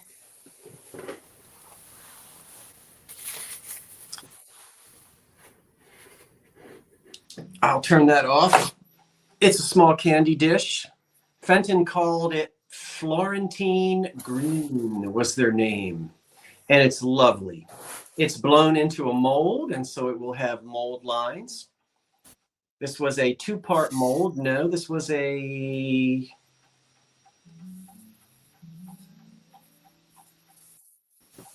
4-part mold. And this would date to about 1930. The high bid right now is 30. Stretch glass is the grandchild to carnival glass. Carnival glass came out first at around 1904, 1905. Started losing its luster. The companies that made stretch glass, the companies that made carnival glass then made stretch. This was fired twice. Once for the iridescence, taken out, sprayed again, heated again, brought out again, allowed to cool. It could be tooled while it was hot.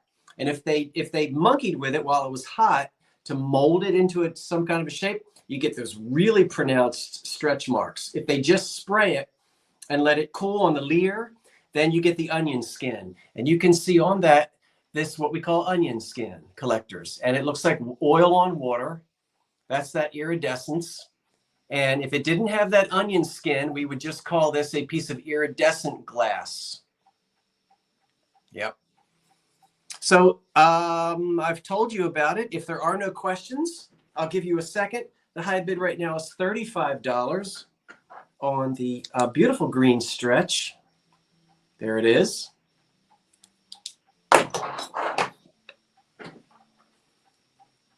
No questions, let's count it down.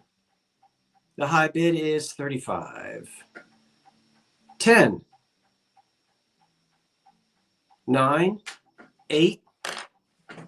7, 6, 5, 4, oops, 3, 2, 1. That's it. They're pretty. I love that piece.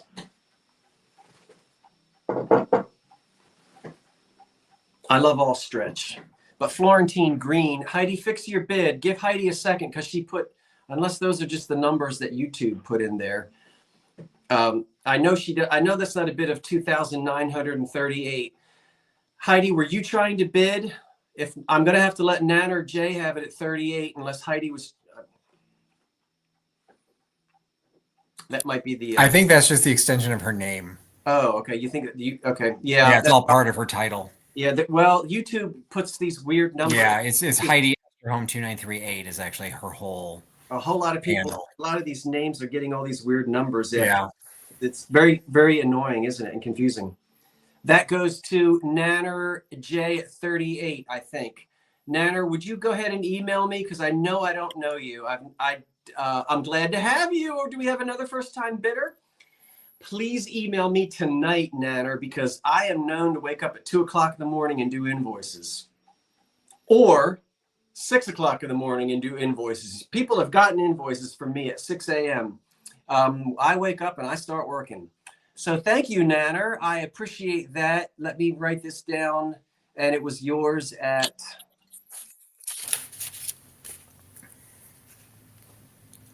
38.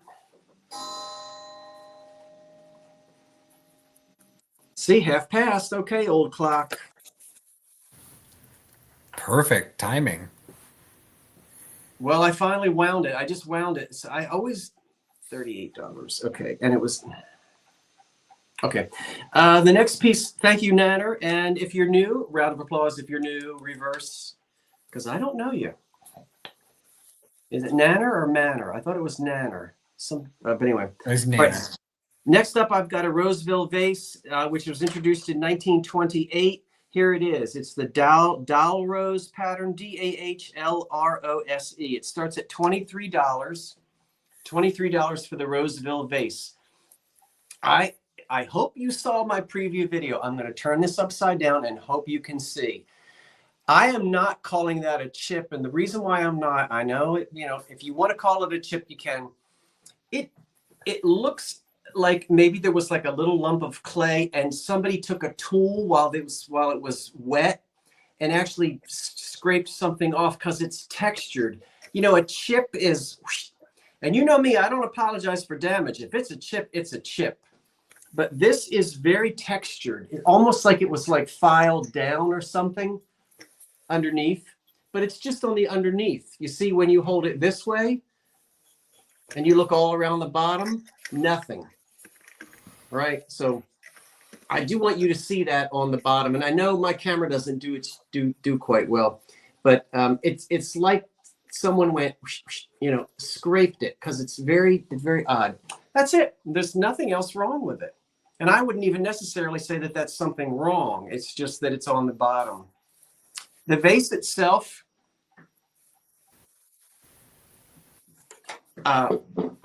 stands 6 inches tall, and it is unsigned Roseville, as you can see. And this was introduced in 1928. 1928 for that small vase. Pretty, isn't it? Pretty glaze. Lovely. I used to collect that too. You did? You collected Roseville? Yeah.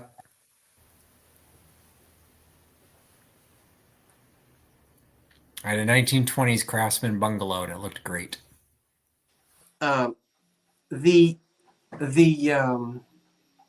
Long-time viewer, but first-time bidding with you. Thank you guys. Well, Nanner, thank you. You're great. You're great. I appreciate that, Nanner.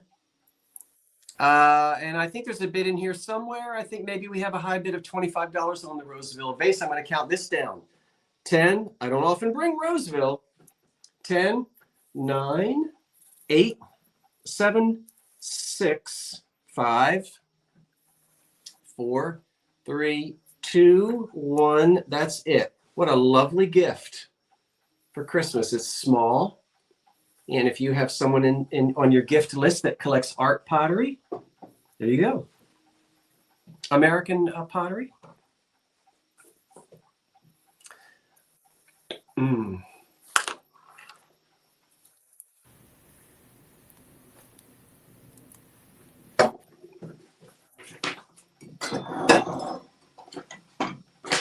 Ouch. Come here to me, you. Oh, gracious. A little flurry of activity there at the end. The stop is in, I think. Let me refresh to make sure, Lucas. We always refresh anytime there's something right after the stop, just to see where it falls. And it looks like Lucas came after the stop. That's what I see as well. I'm seeing a high bid of 45 on the Roseville. Where is it? Roseville. Okay, I see a high bid of 45. Jenny. Yep. Okay. Thank you, Jenny. And thank you, everyone who placed your bids. That's very kind of you all to be interested in that. Next up, starting at $20. 1, 2, 3, 4, 5, 6, 7, 8. I have a set of 8 plates in excellent condition, and they don't have any utensil marks on them at all. These are the Florence Harding plates. I will tell you, I will show them to you, but those of you who saw them in the preview, you know, don't be shy.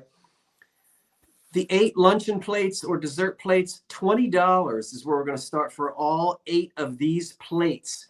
Now, why do they call them the Harding Clear? Well, I'll tell you why they call them the Harding Clear.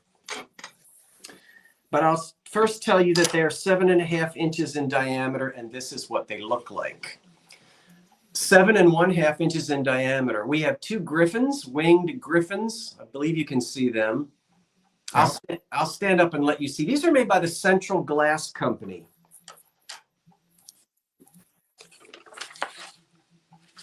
By the Central Glass Company. And this is called Etch 401. That's what Central called it.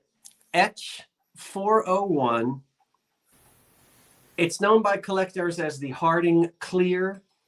You could get this in green. I think what other, maybe pink. I know there were other colors, crystal. There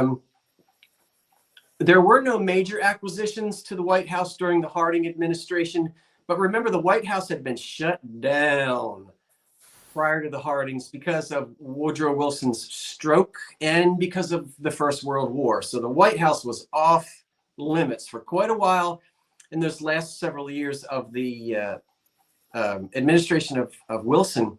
Harding comes in 1920. Women got the vote. 1920, here comes Warren Harding. Gifts are given. The Hardings chose this pattern, and they ate off of this pattern in the White House. This is part of the White House collection. And what you're going to get is the paperwork to go with it so that you'll know. I went on and printed this out for you. This is from the official White House Decorative Arts. White House Decorative Arts of the 1920s. This tells you about the Hardings. There is a picture of one of the goblets, and you can see the winged griffins right there. So not only would this be a lovely gift for someone, but you're getting the information to let them know that this is called the Harding Clear. Again, it's Etch 401, and there are 8 plates, and the condition is fantastic. Now, we know if Florence Harding was eating off of these in 1920, 21, and 22, these are antique. Remember, Warren Harding died while he was in office, and there is no proof that his wife poisoned him. So let's get that out of the way. We do know that he was fooling around with Nan Britton in the clothes closet down on the, we know that, but let's not get into it. Anyway, there they are. I love them. And I love the history. So there they are. Can you imagine serving dinner to guests? Guess what, everybody? Hey, this is how you start traditions, right? Absolutely. Those are gorgeous. Those young people don't want anything. Well, here's your chance. Thanksgiving. Well, you won't get them by Thanksgiving. You'll get them by Christmas. There you go. Serve the young people off of this. Tell them this is 100-year-old glass and they should go out to thrift stores and start finding it and give up the paper plates once in a while. Okay. Yeah, buy it and then use it. Don't just shove it in a closet. These have polished bottoms, ground bottoms, no utensil marks at all. And if you love that, start finding. There's goblets. There's a whole table set for it, right? Okay. Well, let's count them down. Any questions? Any other questions? Nope, everyone's loving it. Start traditions with the young people. Don't just criticize them because they don't want this stuff. Start serving on it and teaching them and develop. They might not have show any interest until they grow up and they say, you know what? I remember Uncle Scott used to blah, blah, blah. I'm going to go find some old glass. You see? 10, 9, 8, 7, 6, 5, 4, 3, 2, 1. That's it. On the Harding Clear Etch 401, made by the Central Glass Company. And you'll get this paperwork as well, letting you just a little history from the decorative arts. I got that from the website, the White House Decorative Arts. Boy, that's a job. Wouldn't that be a fun job to have? Absolutely. Oh, I would be in heaven if I could be the curator of White House Decorative Arts. Oh, my goodness. I guess I missed my calling. Oh, well. That probably wasn't my calling anyway. Counting these, we did count them down, didn't we? See, I get my lips rolling and I forget where I am. There's the stop. But I don't mind talking about this. I'll talk all night about these things. Heidi Esterholm gets them at 58. Let's refresh and make sure Elaine Marie Hill didn't come in at 60. I saw the stop long before I saw Elaine. Okay, so we don't have to refresh. Okay, then Heidi Esterholm gets them at. Thank you, Heidi. Thank you, everyone, for listening to me talk about that glass. Okay. My next item I also had in my preview, and it's another piece of barware. So this would have been headed to my booth, but instead it showed up here. So this is a $20 start, and it is a liquor bottle. So you've got the top of the lamppost is a cork. So you can take that off. Oh, I do not know how much alcohol this would hold, to be perfectly honest, but it is a functional decanter / bottle. It has this little wire armature that's attached to the top of the lamppost that has these little cups on them that have the days of the week. But there's only 6 of them, and the wire is only long enough to hold 6 of them. You wouldn't be able to hold 7, but that's okay because, according to the drunkard hanging on the lamppost, never on Sunday. So you've got cups marked for the 6 days of the week, and then you do not have one on Sunday because you would never be drinking on a Sunday. So you've got the drunkard with the top hat and bow tie. So a well-dressed drunkard, actually kind of looks like the bellman calling a cab. And there is a suitcase behind him. So, he may not be a bum. He may not be a hobo. He may just be a guy who's out on the town and hung on to one too many because he drinks every day except for Sunday. The individual cups, you can see they have, from the way they were fired, they don't have the glaze on the bottom. So it looks like redware again. They're actually in pretty good condition considering they have to hang and kind of bump up against these other cups on them. I do not see any chips. I do not see any cracks. The printing on the all the cups is pretty good. I mean, a little bit of the Y is missing on that. But again, considering this is, I would date this probably to the 60s. It's in pretty good shape considering the age. Was it ever used? Maybe not, but how cool would this look on your bar or in your kitchen? So it's a cool piece. I couldn't pass it up, and it is now going to go to another good home. I do see a bid on it, and I want to go quick because we got a lot of stuff to go through in the next hour. So I'm going to count it down. 10, 9, 8, 7, 6, 5, 4, 3, 2, 1, and stop. So that is the bar lamppost set. Watch for the stop to come across on that. And while we're waiting for that, I'm going to pull up something else that there was a preview on this one as well. Kind of still trying to see what I can do going between breakable and unbreakable. Stalling to see the stop. There's a stop. And looked like there was just the one bid from Poodle. So thanks, Poodle, for picking that up. Glad I get to ship something to you. You're picking that up for $28. Appreciate that. So the next one is a $5 start. It is an old issue or an old publication for The Night Before Christmas. It has right on here. It is the publishing date is 1947 from Whitman Publishing, Racine, Wisconsin, which is the publishing house of Little Golden Books. This one is in some rough condition. There's a couple of tears at the bottom. You can see it goes all the way through. So all the pages are torn. The back cover has a little bit of a tear on it. But depending on what you want to do with this again, it's 9.5 by 12.5 inches. So it's a fairly large piece. You could prop it up in the back of a vignette. You could frame it. Framed, this would actually look fantastic. But inside, again, never been a fan of cutting anything apart. This by itself, I think, would make a great framed image. As you go through it, though, each page has some beautiful imagery, including the middle, the centerfold. Check that out. Like, this would be a great piece to be able to. Now, you do have the print of some of the story, but what's there is the talking about the reindeer. So that wouldn't be a bad thing to be able to frame and put a very cool image of Santa and the reindeer up on the rooftop. And then there's another page that looks fantastic. You can pick and choose. This one has no text on it at all, and you just got Santa in front of the fireplace. So again, if I'm really big into reusing ephemera. Great if you can read it. Great if you can use it to just decorate. Cutting this up and framing this, it would look absolutely fantastic. Back in the day, it says your opening bid of $5. Great. I will go ahead and count it down. 10, 9, 8, 7, 6, 5, 4, 3, 2, 1, and stop. So that was The Night Before Christmas. While we're waiting for the winner, just want to say, Robert, I hope that you're in good health and that you continue to feel like yourself. I know it's been a rough year for you, for you and Lori. So we still Absolutely think about you both.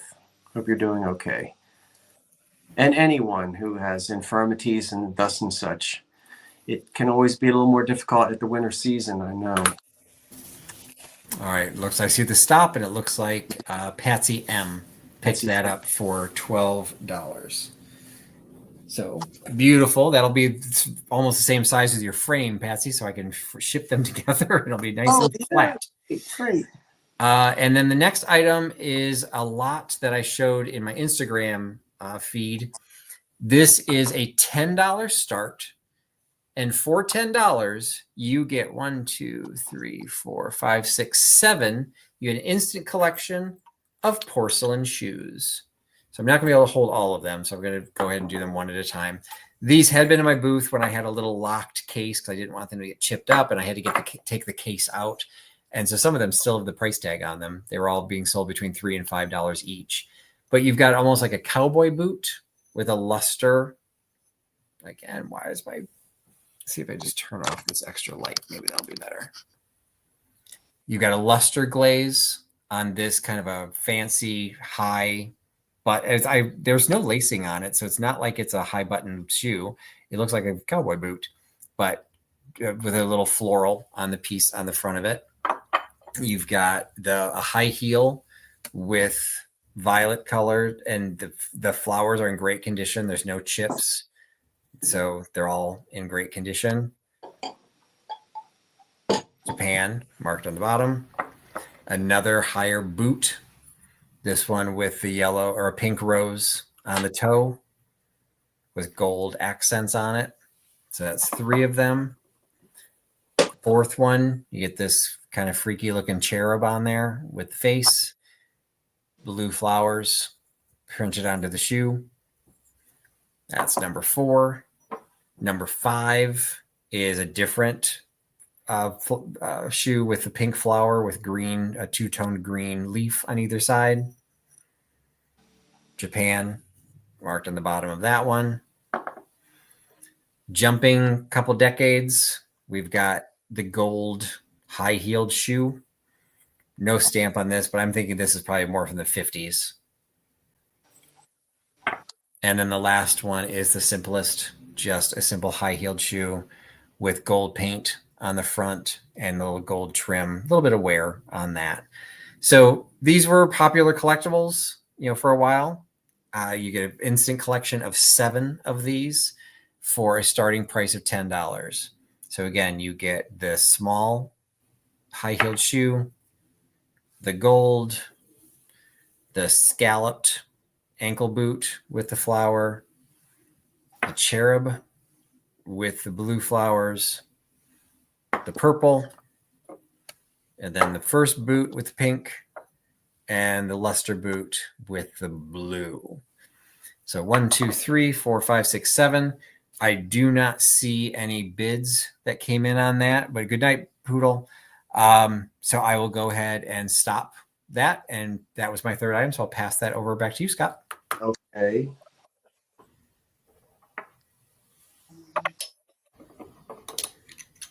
All right, we haven't been in Grandma's kitchen in a while, have we? So let's go to Grandma's kitchen at $20.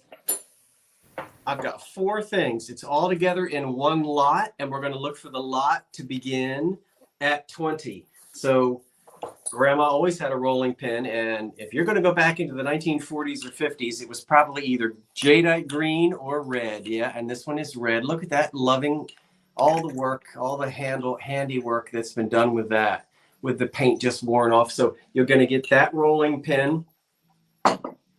You will also receive this wonderful Art Deco made in USA syrup jug with a plastic, it's not Bakelite, but Bakelite is a type of plastic. So remember, they're all plastics, right?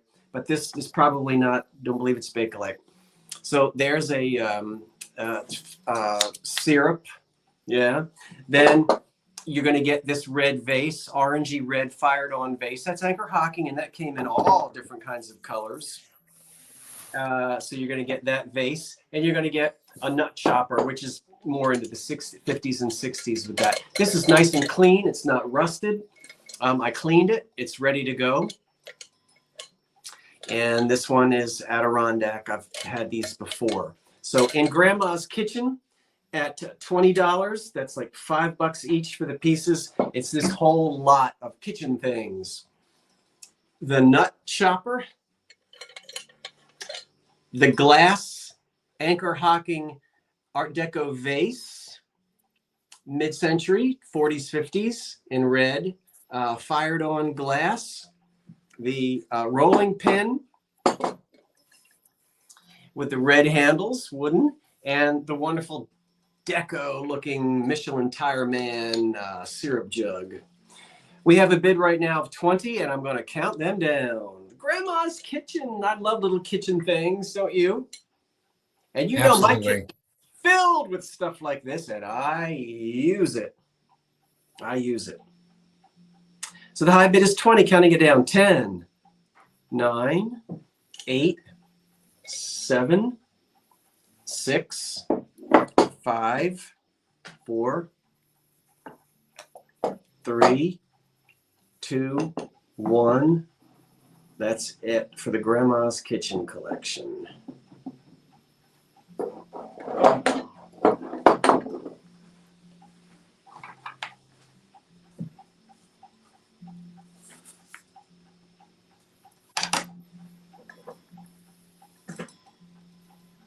And then next up, I've got 2 boxes of Christmas ornaments. Elaine Marie Hill gets them at 20.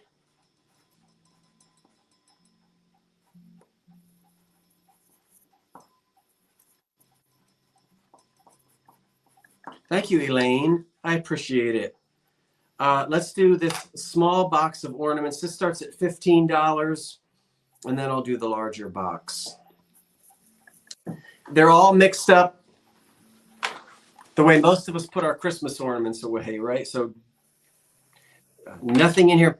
The cellophane is gone from, there'd be a piece of cellophane under there, and that's gone. But I'll let you see what the box looks like. I love that box. It says Fantasia. I'll spin it all the way around and let you see the box. Yeah, the box is in good shape. Love the graphics on it. It'll be Santa Claus on the chimney. Pull it way back like that. And then I'll take the top off. Again, that cellophane is gone. And you can look very carefully at the inside. They're all mixed up.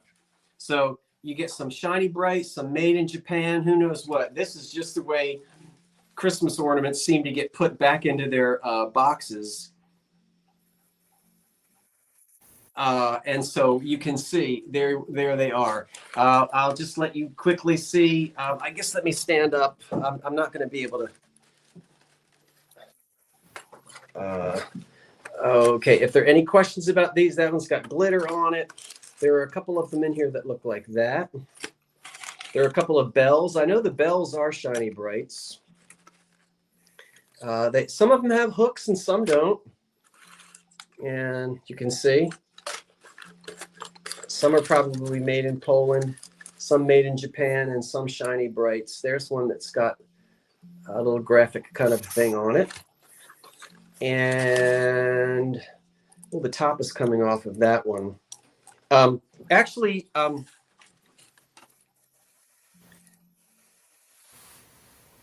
well, I'll let that go.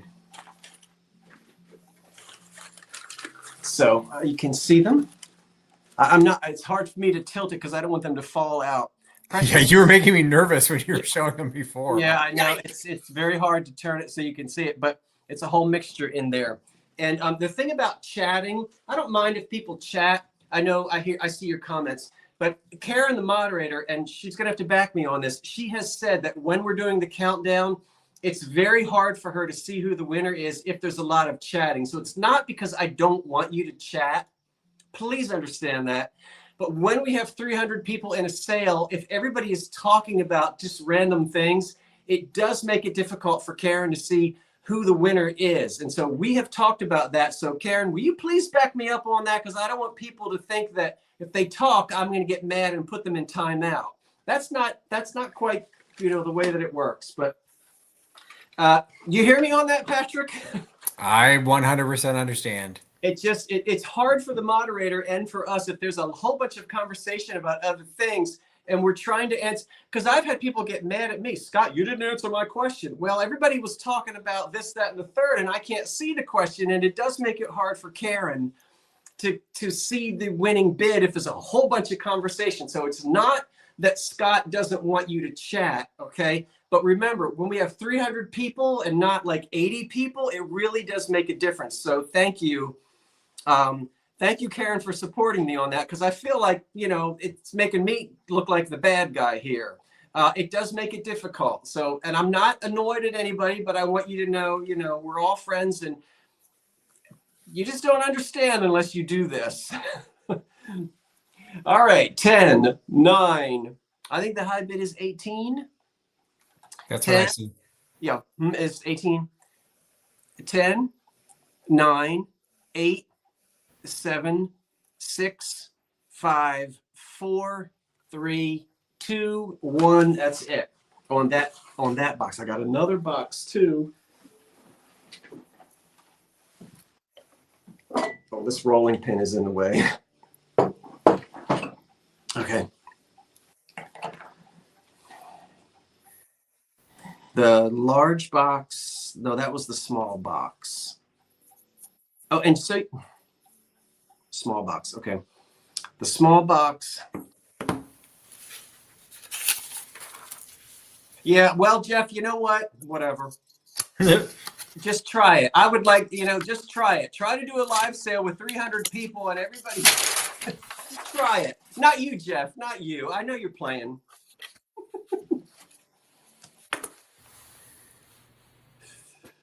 Oh dear. Is the stop in? No. I didn't see it yet. Okay.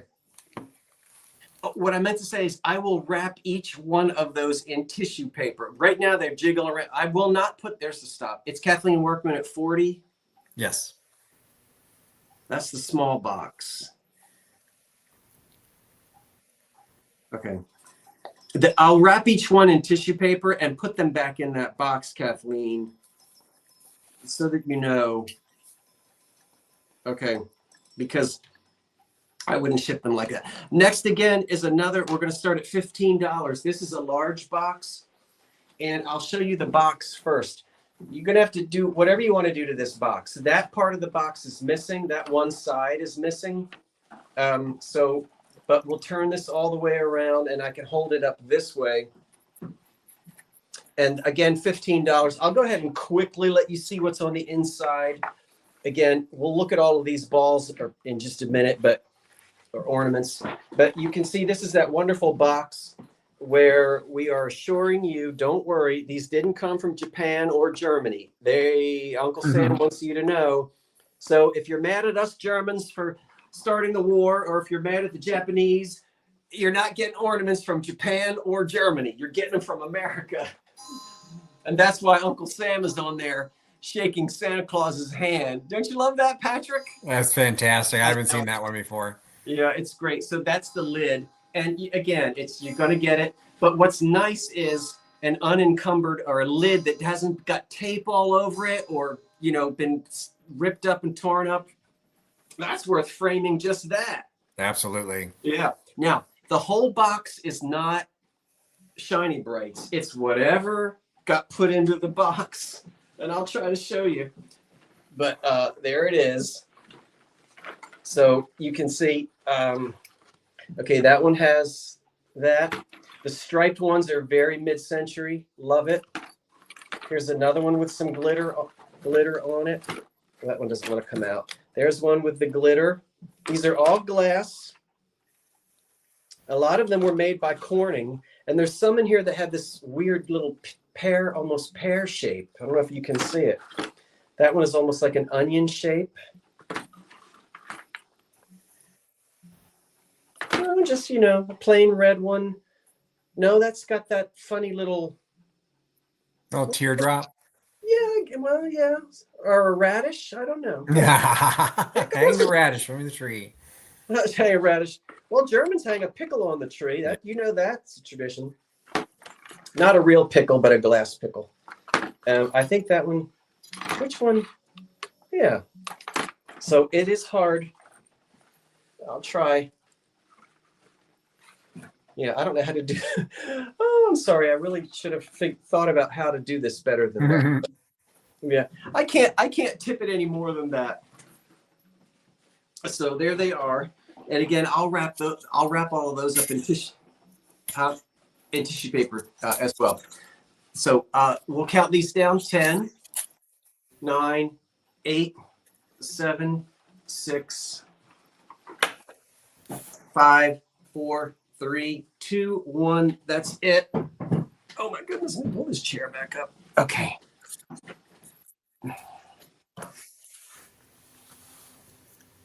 Okie dokie. And the large box. 1, 2, 3, 4, 5, 6, 7, 8, 9, 10, 11, 12. That had 12 ornaments in it as well. The stop is in. Back in the day, finds. Oh, let me refresh because you might have come in after. You hit that refresh button.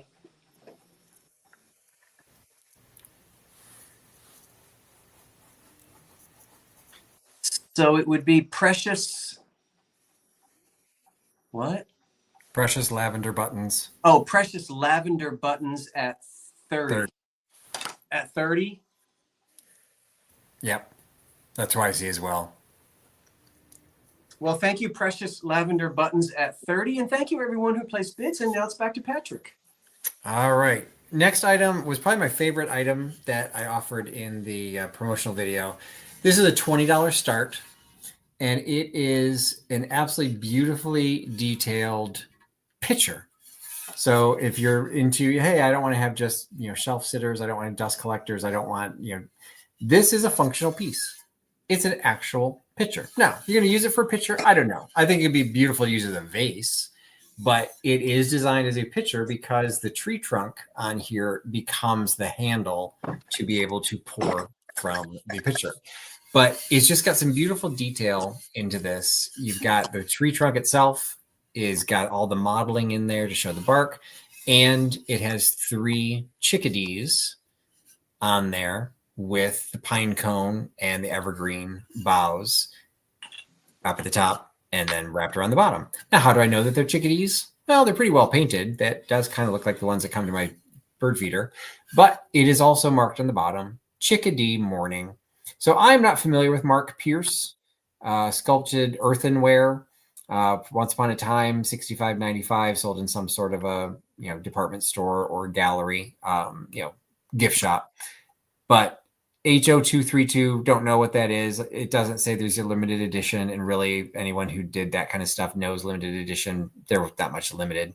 It does say made in China, but designed in Montana. So I'm assuming that's where Mark Pierce was based. This looks like something that would be at one of the Ducks Unlimited or one of those types of stores. It's a decorative item. If you've got a cabin, it's a fantastic nature look. I really like it. Maybe not everyone's cup of tea in the sense of having decorative porcelain nowadays, but it's something that I just think it's very well done and would really make a nice conversation piece. I was about to going to pass it, but Cheryl Miller pops in at the 20. So thank you, Cheryl. I'll go ahead and count it down for you. 10, 9, 8, 7, 6, 5, 4, 3, 2, 1, and stop. So that is the chickadee picture. We'll see where that, how that finishes, watching for the stop to come through. And we've got what's chasing after the birds? A cat. Oh, of course. So we've got a little shelf watcher. I don't know if that makes it a Siamese cat. I'm still watching for the stop to come through. Okay. So the stop came through with Cheryl Miller getting the chickadee picture for $20. Okay. Alternating from being breakable to unbreakable, we have a wooden cat. And this has a start of $18. So this, I want to show it on a flat surface because it actually dips down. So if I hold it flat, the nose is below its body level. So the idea would be you put this at the top of a bookshelf or on a high shelf or the top of your kitchen cabinetry, and it'll hang over the side and it will be looking down, and look at that face. Now, I thought all Siamese cats had green eyes. These are blue. So I could be wrong. I have no idea. I've never had a Siamese cat. I think my knowledge of Siamese cats is restricted to the mean ones from Lady and the Tramp. But you've got a pretty decent sized piece of wood that has been carved and then painted to darken its ears, both the inside and the back side. The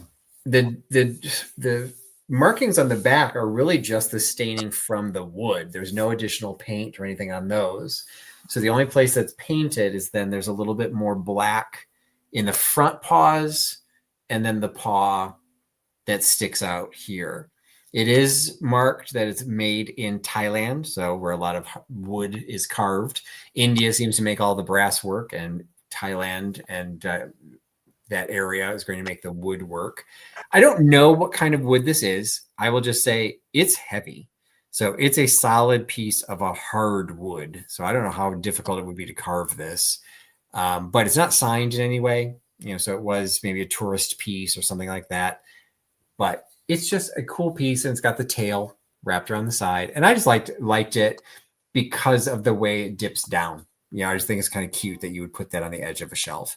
I think I did see a price come or a quote come in, or a bid come in for it. So I'm going to go ahead and count this one down. 10, 9, 8, 7, 6, 5, 4, 3, 2, 1. Forgot to do my finger counting, and then 0. Oh, okay. So Siamese cats can have blue eyes. All right. I don't know why I thought they were just always had green eyes, but there you go. You got a blue-eyed cat to go with whatever kind of cat you all have. And I've got to figure out how to set him down on the edge so he does not bump his nose. And so that was the wooden cat. Let's see where that one goes. Can you do a refresh for me too, Scott? Because it looks like somebody came in right at the end. Yeah, I'll do it right now. Thank you. You're welcome. And then my third item is a $10 start. And this is from my, hate to say my personal collection, but it is something that I owned. This was a wedding gift from 1993. So way back in the day. And somehow it ended up in my boxes of stuff. So when I moved, I found this. I'm like, what am I going to do with this? I'm going to sell it. It is Lenox China. And so it is pretty much exactly what you would expect. And so I do see the stop. Who did you say I got it, Scott? It wasn't Sheila Kazdan. Okay. So it's Angelica. Yeah, at 18. And Angelica, I apologize. I'm not sure if you've bought from me before. So if you can send me an email address or email to my email address, I would appreciate it. Anyway, it's exactly what Lenox has always looked like for decades. It is the ivory. It's a $10 start. It is an ivory porcelain with the gold accents. We had all kinds of this stuff. I don't know if we registered for it or why we had all these things. But we had a vase, we had the clock, we had a ring dish, we have, and I think I might even still have a couple of Christmas ornaments. I still think it's beautiful. I just have no need for a mantle clock in the Lenox style, particularly one that reminds me of my former marriage. So please help me give this a new home. So this is a $10 start. It's in perfect condition. There's no chips, no cracks. The way this works, because it's from the 90s, not from the 1890s, there's a little rubber gasket on here. It is a battery operated clock. Just takes, I think that's either AA or AAA. I can't tell. And it literally just friction goes into the middle of that. I put it in crooked, but it works perfectly fine. Put it back so it looks right. It looks beautiful. It's perfectly fine. Size-wise, that's a good question. Measure. It is about 9 inches long and 4 3/4 inches tall. So that is what you got. And the diameter of the clock face is 2 3/4 inches. I did see Charlotte give me a starting price, so I'm going to go ahead and count this down so we can pass it back to Scott. 10, 9, 8. It's in perfect condition. No chips, no cracks. 8, 7, 6, 5, 4, 3, 2, 1, and stop.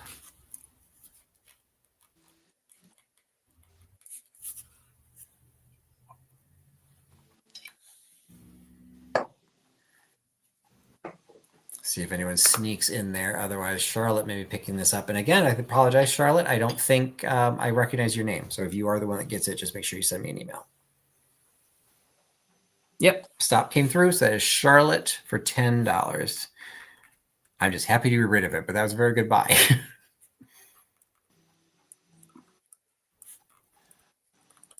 Thank you. And back to Scott. Okie doke. I have a swing frame that starts at $15. It is wooden and it has its glass. It dates to around 1930, and it will hold a picture that is a 5x7. A swing frame that starts at $15. You can see the wooden. I love the curve in the base. Turn it that way. A piece of fuzz on there. Get off, fuzz. It's got its original gold paint. It's got some lovely old green felt on the bottom. And if it swings too much, just tighten these screws here and here, and then it will hold. Because a lot of people like to display a frame and maybe have it like maybe tilted a certain way and it won't hold. That's because you just have to tighten those screws and then it'll hold.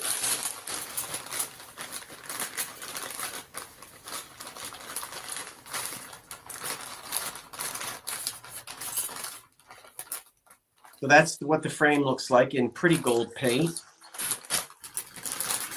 Not really a whole lot more to say about it, but it's a really nice not 8x10, 5x7.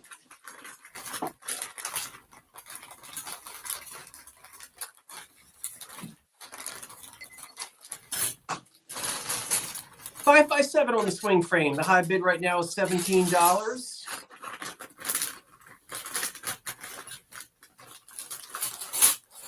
I'm not sure what Patrick's doing to that clock. Sorry, I should put my mute like, on.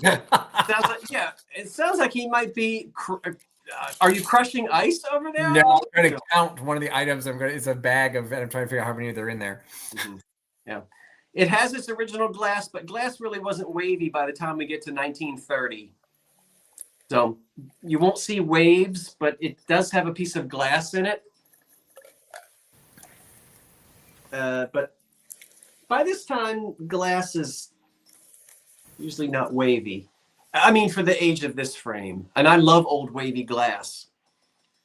They want to know if you're eating potato chips. Thank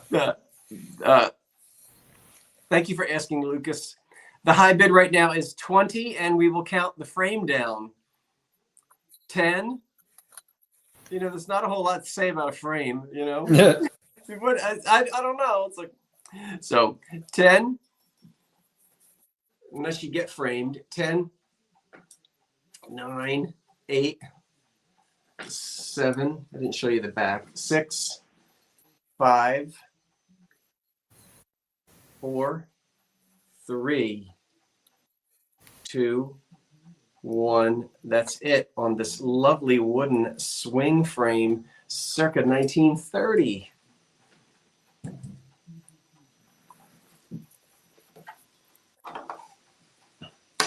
And the swing frame goes to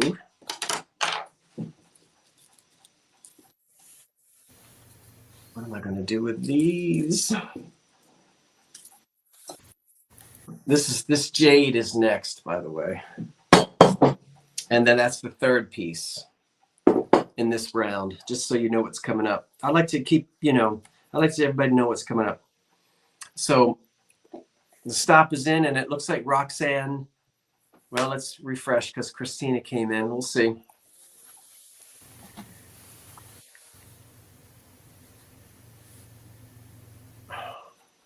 Roxanne S. at Yeah, that's what I see as well. At 38. Okay. Roxanne S. Roxanne, I think I know which Roxanne you are. I think I do. Thank you, Roxanne. I appreciate it. Thank you so much. Standing, measuring 7.5. 3 by 7.5. No chips, no cracks, no damage. 3 by 7.5 is a Fenton. I think pretty sure this is Fenton. This starts at $20. This goes all the way back. This goes back to the 20s and 30s. It's jade glass, Fenton, with no problems on it, no condition problems. There is no uranium in this. It will not glow. And this is that wonderful. Fenton did a lot of candy dishes and candlesticks and this and that. I'm not going to sell my candlesticks. I'm looking at them right now in this wonderful green. But again, this is going to date to around 1930. Wouldn't that be pretty on a black base? That's gorgeous. And with a rolled edge, and it's just a lovely candy dish. I've had it for a while, and now it's time for it to move on. Because it's Fenton and it's antique, it's unmarked, of course. They weren't stamping their glass in those days. So a $20 start on the jade Fenton candy dish, footed. Don't be shy, jump right in. It's 3 inches tall. Kathleen's got you at 20. 7. Thanks, Patrick. 7. Oh, so does Christy. So does Keith. So does Nanner jumped up to 25. 7.5 inches across the top of it, and it doesn't have any condition problems on it at all. So If it were a few shades lighter, I'd call it clam broth, but not quite clam broth, but not a saturated jade, you know. Very pretty. I've been sitting here eating, well, off camera, I've been eating little things and putting the wrappers in here. I had to find somewhere to put the wrappers. I like the shape too, Roxanne. It's pretty. The high bid right now is 25. Let's count it down. 10. If there are no questions, 10, 9, 8, 7, 6, 5, 4, 3, 2, 1. That's it. No, it's not a mayonnaise bowl. Not this one. This is like a candy dish. It's too big for a mayo. Mayos would be smaller than this. Good question. And I can see that. Thank you. So we're going to wait for the stop on the jade Fenton. Really pretty color. Good grief, it's 10:20. So much more to sell. Okay, so let's see here. The jade Fenton. And then in a moment we have that. The stop is in, and it looks like Jenny Joe at 42. Yeah, Jenny.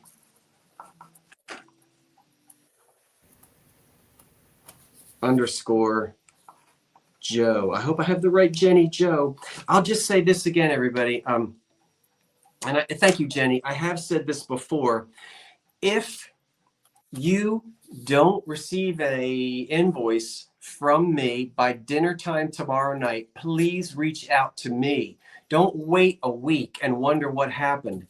That means I can't get you, or for some reason we're not connecting. So once again, let me know if you don't get an invoice by dinner time tomorrow night, because that, I want to get the invoices to you so I can get everything shipped as quickly as I can. So thank you, everyone, and thank you, Jenny.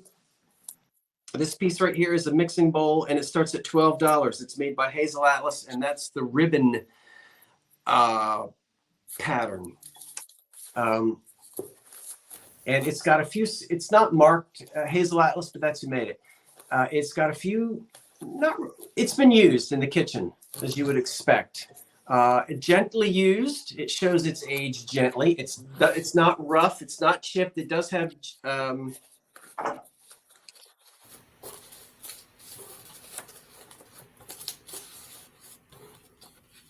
there you go. La, da, da, da. So that's the only mixing bowl that I have for you tonight. Actually, kitchen glass. I could have put that with the Granny's Kitchen lot, but I didn't do it.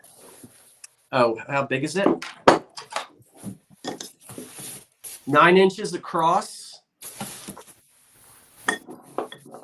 and 3 inches tall. 9 by 3. Could have measured it that way. There it is, 9 by 3 is this mixing bowl. Or serving. Really, it's a serving bowl. This serve in it, mix in it, feed the cat in it.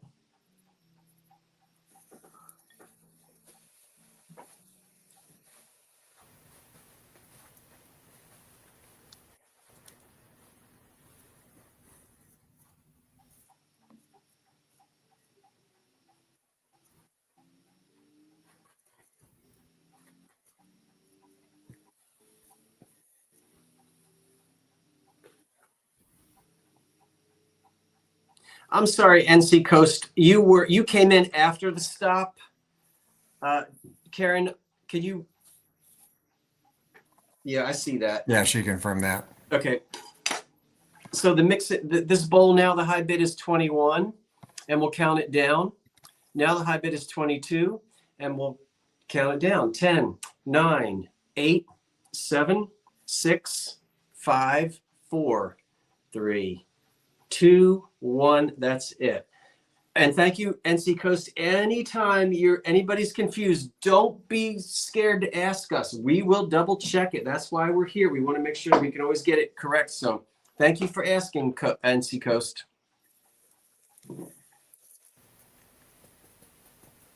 Okay, so the green hazel mixing, and I think that was my 3. So in a minute, it's back to Patrick. There's the stop. All right, is it Nan or Jay at 26? Yes.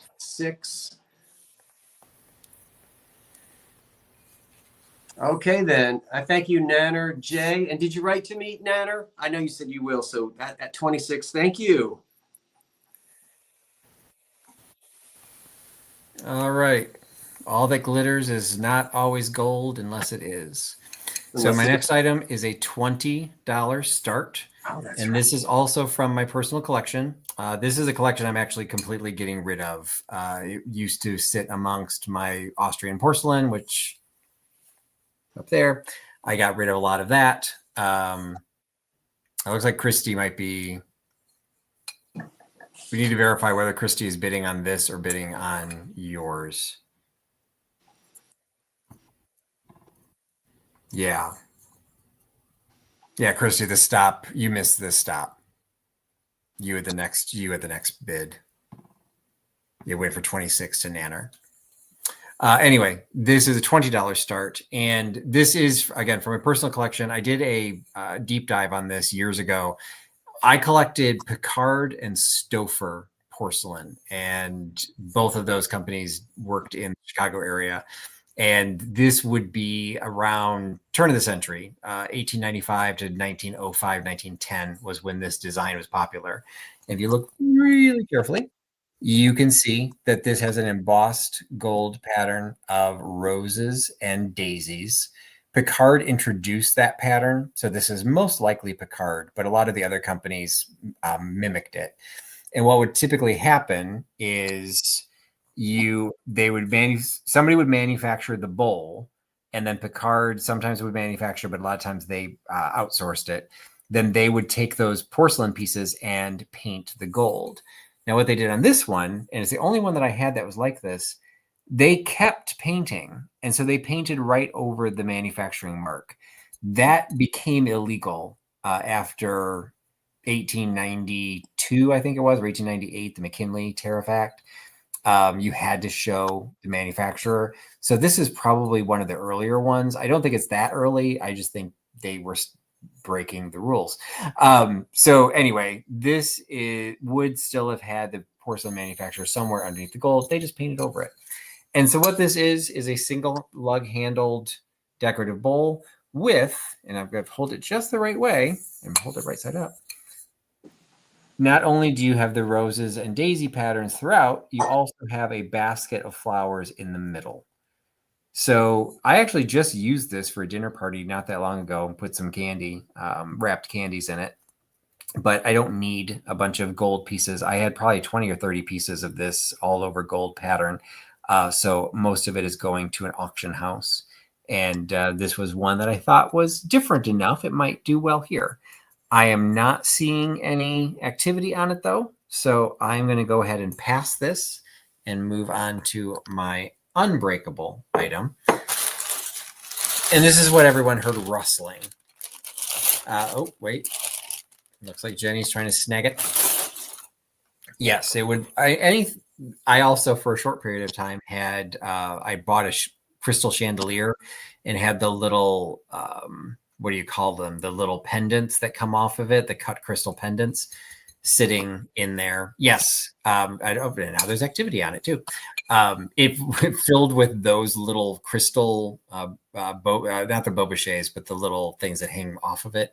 It looked pretty cool with those in there too. I mean, this is high gilt. I hate to really say it, but this would belong in the Trump Oval Office. You know, this is super decorative, high gold, high reflective. It does look impressive in the right environment. I don't have that environment here. So prisms. Thank you. There we go. It's a very beautiful bowl on its own, or if you put anything in it. And yeah, you're right. I didn't think about Christmas ornaments. That would look fantastic with Christmas ornaments in it too. I'm going to go ahead and start counting down. I do see a couple of bids on it.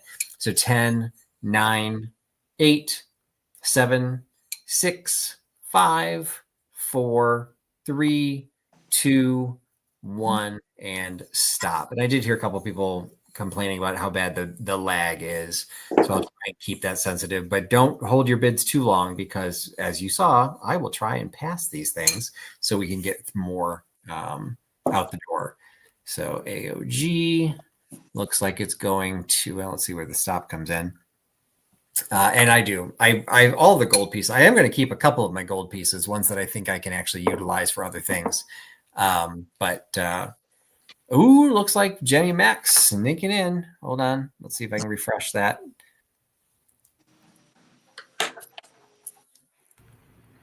I do see Jenny before the stop.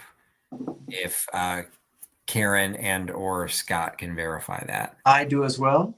Thank you. So pick that up for 31 and it'll look fantastic with your German flower frog. Okay, this is what everyone heard me rustling earlier. So this is a $10 start. And what this is a collection of 16 Christmas tree candle holders. So they've got the pinch design to them. I do not have any of the candles. It's a relatively small taper size. Let me actually measure. It's bigger than birthday candles, but smaller than a traditional taper. It looks like it would hold a 1/2 inch candle. It's most likely, Lucas, the question was asking about the bowl. It most likely was Picard. It had covered the names. It was either Picard or Stoford. That was what I typically collected, but the pattern was popular with Picard. So these are not marked. And so I do not know their age, nor do I know who made them or where, but they are very lightweight aluminum. They all function. They all have the clasp in there. So you can clasp them onto that actually kind of hurts. You can clasp them onto your Christmas tree bough. I would recommend battery operated candles. I don't know if they have battery operated candles that are 1/2 inch, or just put candles and maybe not light them. But if you're going to light them, stick around because this is what house fires, and I am not responsible for anybody's house fires. There are 16 of them, and they're all in fantastic condition. They all have a really nice brightness to them, to the point that I really wondered how old they are. I want to say, if they're reproductions, they're trying to replicate exactly a Victorian look. I think they're in too good of shape to actually be antiques because the grip on the clasp is super, super tight. So I'm thinking that this type of stuff was also made in the 50s and the 60s with the bubble candles, things like that. A lot of these ideas of clipping the glass birds, the silk birds, clipping them onto the branches. I want to say these are probably from the 60s or the 70s is my guess. Totally open to Scott's interpretation of them because he's more familiar with the older Christmas. But I just think these are too well made to be truly antiques. But hey, they could be, and you could pick up a really good deal. So there are 16 of them. So you could definitely fill your Christmas tree with this style and see where they end up going. So we're going to start. I've got a couple of bids coming in. Thanks, Brian. 10, 9, 8, 7, 6, 5, 4, 3, 2, 1, and stop.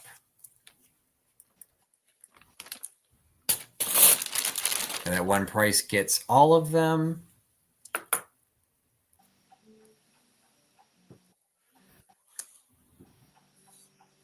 Watch for the stop to come through. And I don't know if they were ever reproduced. That's why I'm a little thrown. Are these reproductions or they could just be older? All right. Looks like Catherine Tate picks these up for $15. I don't think I recognize your name, Catherine. So if you could just make sure you send me an email before the sale ends or before you sign off tonight, I would appreciate it. And then going back to the breakable items, I have a 3-piece set. This is a $20 start. And this is a, for lack of a better name, a martini pitcher or some sort of a beverage pitcher with 2 of the drink glasses. So we'll start with the pitcher. It's got the narrow handle at the bottom, so it actually makes it a really nice pour. I forgot to see how tall it is. It is 9.5 inches tall and 4.5 inches across. It is not marked in any way. I'm not sure of its age. If you look really carefully, you can see the blue that's in here is actually a blue swirl. So there is a nice style. I would not even remotely try and claim that this is anything Murano based on our conversations from earlier. But you can see the design all the way at the bottom. You can see it's in actually pristine condition. There's no chips. There's no cracks. The color is darker at the bottom. You can see the clear base and then the color again. It does not have a pontil to it, so it seems to have been mold formed, but it has been, the mold marks have been fire polished, so you do not feel any of the seams on the edges. And it is I would say, Randy's asking if it's a purple glass. It is a true royal blue. And I absolutely, Jenny, it's art glass. I would say most likely contemporary-ish, maybe within the last 20 years. I do not think that this is a vintage piece anyway, because this style, I don't think would have been done, even going back could be 80s possibly, but that style of the coloration, I'm thinking is probably within the last 20 years. Doesn't deter from anything. It's just a beautiful piece. And then if that doesn't challenge anything, these glass shapes, I also put it within the last 20 years. So again, very well done. It's clear with the blue molded into it. You can see that. Actually, maybe I should have shown the other one. That you can see the way the swirl is done. So there's 2 of these, and they're very complementary, but they are individually made. They do have a indentation here, but it's not a pontil mark. So again, I agree with Jenny in the sense that this is art glass because it's designed for the look as opposed to, it's functional as well. But and I have my own collection of art glass. Mine tend to be purely decorative. This one would be great in a barware. Absolutely, bring back the bar cart class like that. This stuff I think looks fantastic. And again, when I bought this was headed to my booth because I actually have a barware section with glassware in the booth. The booth isn't a true antique shop, so they do tend to want older things. I probably could let these things slide, but I thought they would do well here. I think I've talked long enough, and there's been some chat that if anyone was interested, they would have bid already. So I am going to go ahead and pass on these, and that was my 3rd item. So that sends it back to Scott.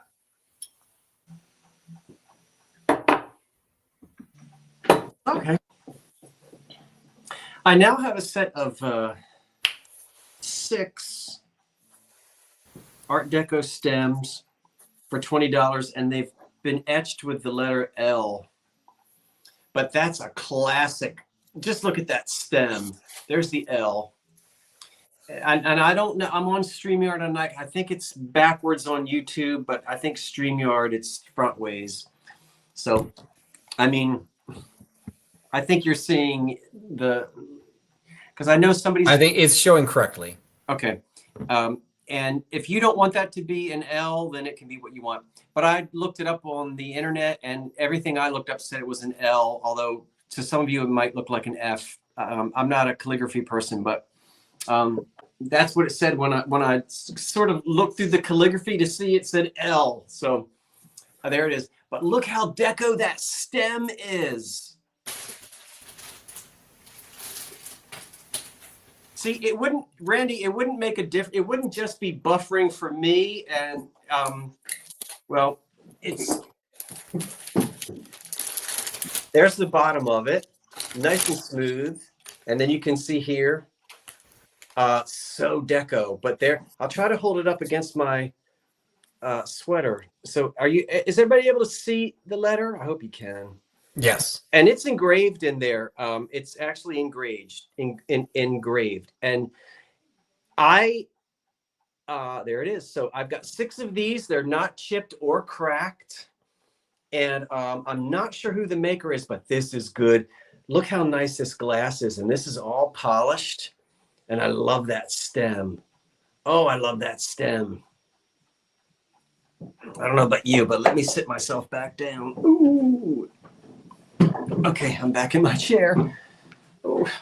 So, and again, as I said, there's 6 of them. So we, I don't know where we are on that. I think Philip might have the high bid of 20. Yeah, isn't that a cool stem? Okay, think of everybody with the last name L. Who could you give these to?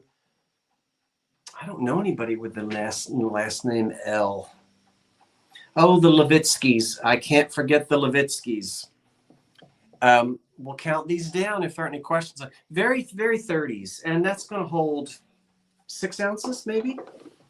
4. They stand not quite 5 inches tall. Not quite 5 inches tall. And again, this is the letter L. And there are 6 of them. So we'll count them down. 10, 9, 8, 7, 6, 5, 4, 3, 2, 1. That's it.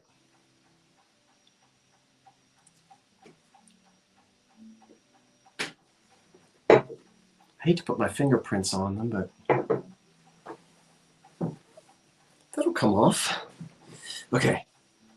So those deco stems with the letter L are going to go to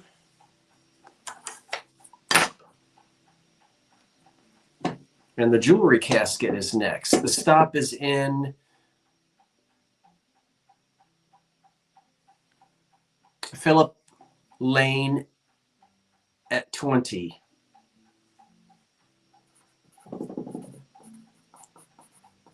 Thank you, Philip.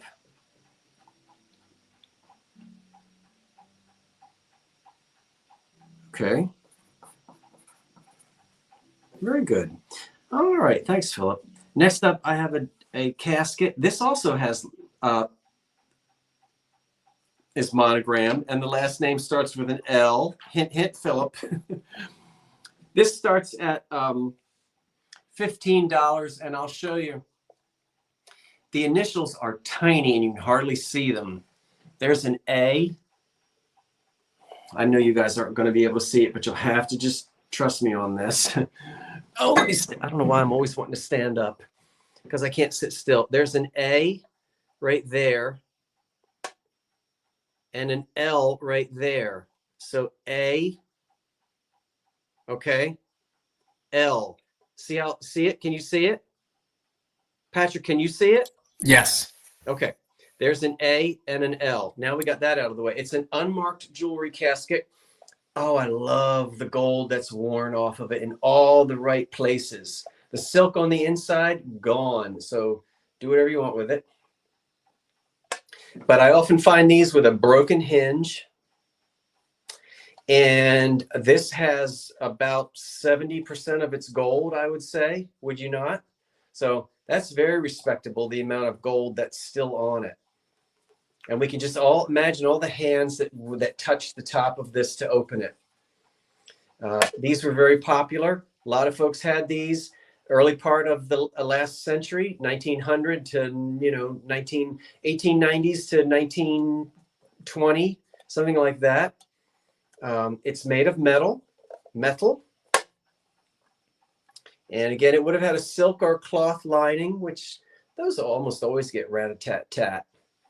And but that's just the way the inside is now. It's unmarked. If you ever see one down here at the legs, there you'll see sometimes they'll be marked with a J and a B for Jennings Brothers. This doesn't have any mark on it at all. So the maker is unknown, but probably almost definitely an American-made jewelry casket. And it's an antique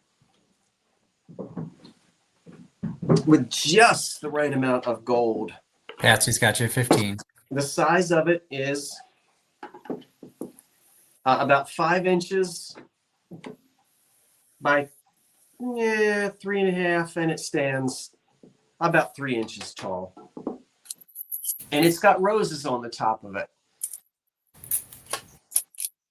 Well, if there are no questions, we'll count the jewelry casket down.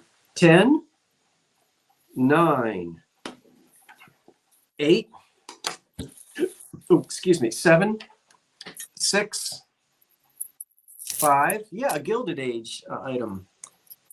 4, 3, 2, 1. That's it on the pretty gilded jewelry casket with lovely old wear.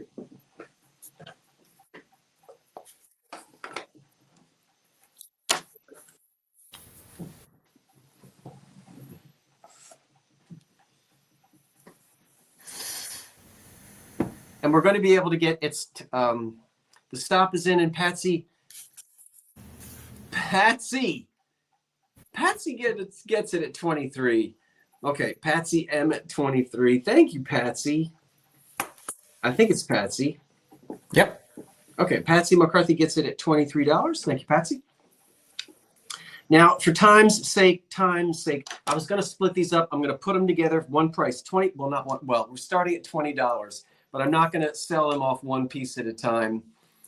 I'm going to try to squeeze as much in here as possible. So $20, both of these, and they are in excellent condition. Here I am standing up again. Just leave that chair over there. Heck, I'm going to stand up. Both of these Miro sets are, oh my gosh, I love it. The boxes are great. Everything is inside of there. Now, I don't want to spend 20 minutes on this, so let me just quickly let you see all sides of the 2 boxes. Patrick, you help me out and shout if there are any questions, because now, okay, I'm standing up and I can't really see, what's going on. But we've got, now let me show you the insides. Here's one. Look at that box. I find these, and look, the inside, perfect. It's all in there. That's amazing. I never find them like that. I don't need, and the boxes are torn up, the pieces are missing, or they're filthy. Look at this. There it is. It's ready for you to squeeze out these cookies. Now, for the Christmas season, over this next couple of months, we're going to be in that kitchen. You're going to have little children over, your grandchildren over. What a great way to spend time in the kitchen with the grandkids and show them how you and your mother made cookies way back in the 1940s and 50s. So there's that. Judy's got you at $20. And look at this one. Oh my goodness. I want to eat those cookies right now. Let's open this one up. And that's the way these lids are cut. I didn't cut that. A lot of you know that the lids are made are designed that way. So we're going to pull this one up.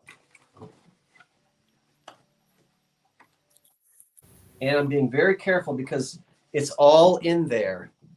Okay, so I want you to see, there's the little booklet to tell you what to do. And everything is inside. In fact, it's so amazing that it's all in there. Look at here's the gizmo to, squeeze your cookie dough out. I don't know if this has been monkeyed with before, but look, all of the tops are still in their little plastic holder thing. Oh wow.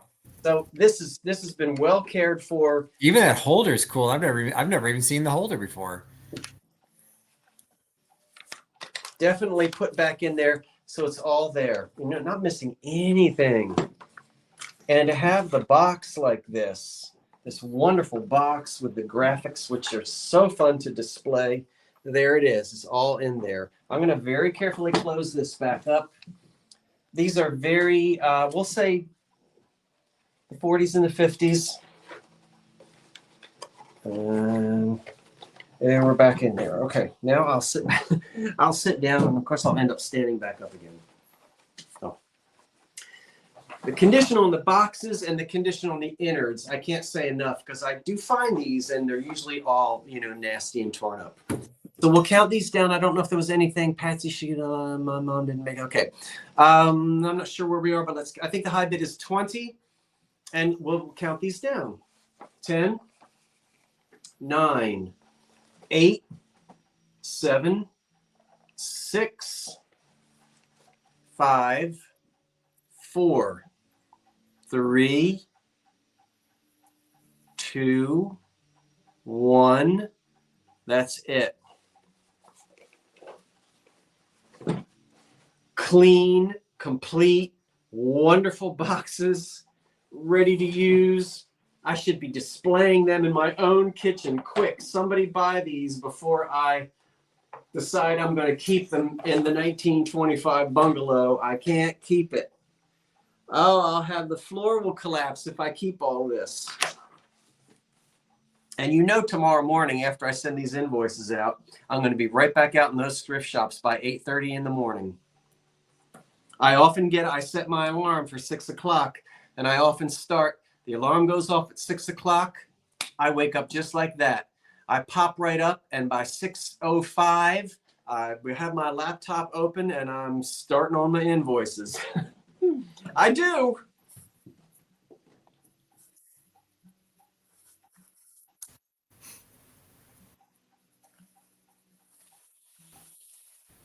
So we're going to wait for the stop, and then the two Miro, yeah, Mirro, with the Good Housekeeping seal.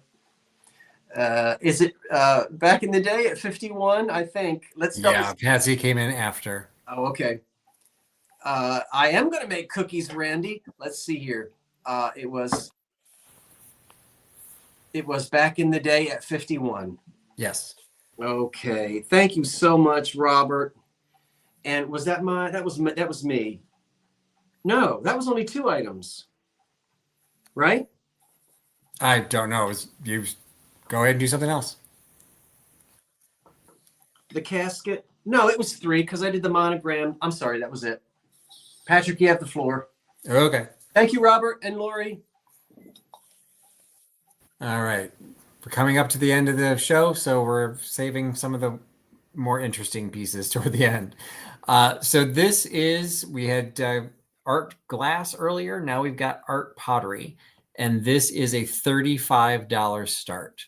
So this is a face jug. Now, for those that have watched my channel for a while, you know that I have a collection of 19th century stoneware, and face jugs are a really big thing with that. This is not that. This is this is contemporary.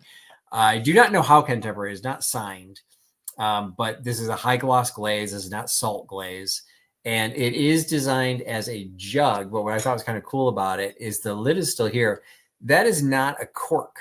That is actually fully a piece of pottery that is used to stop it up. Now, it would not be liquid proof, like this thing would leak like a sieve if you actually tried to use that as a stopper. But technically it's a functional jug. It's actually fairly heavy. So there's some good amount of clay in here.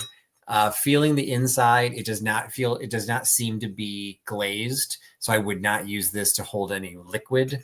As a jug, it probably would not be something to carry water, but you could put dry floral arrangement in there.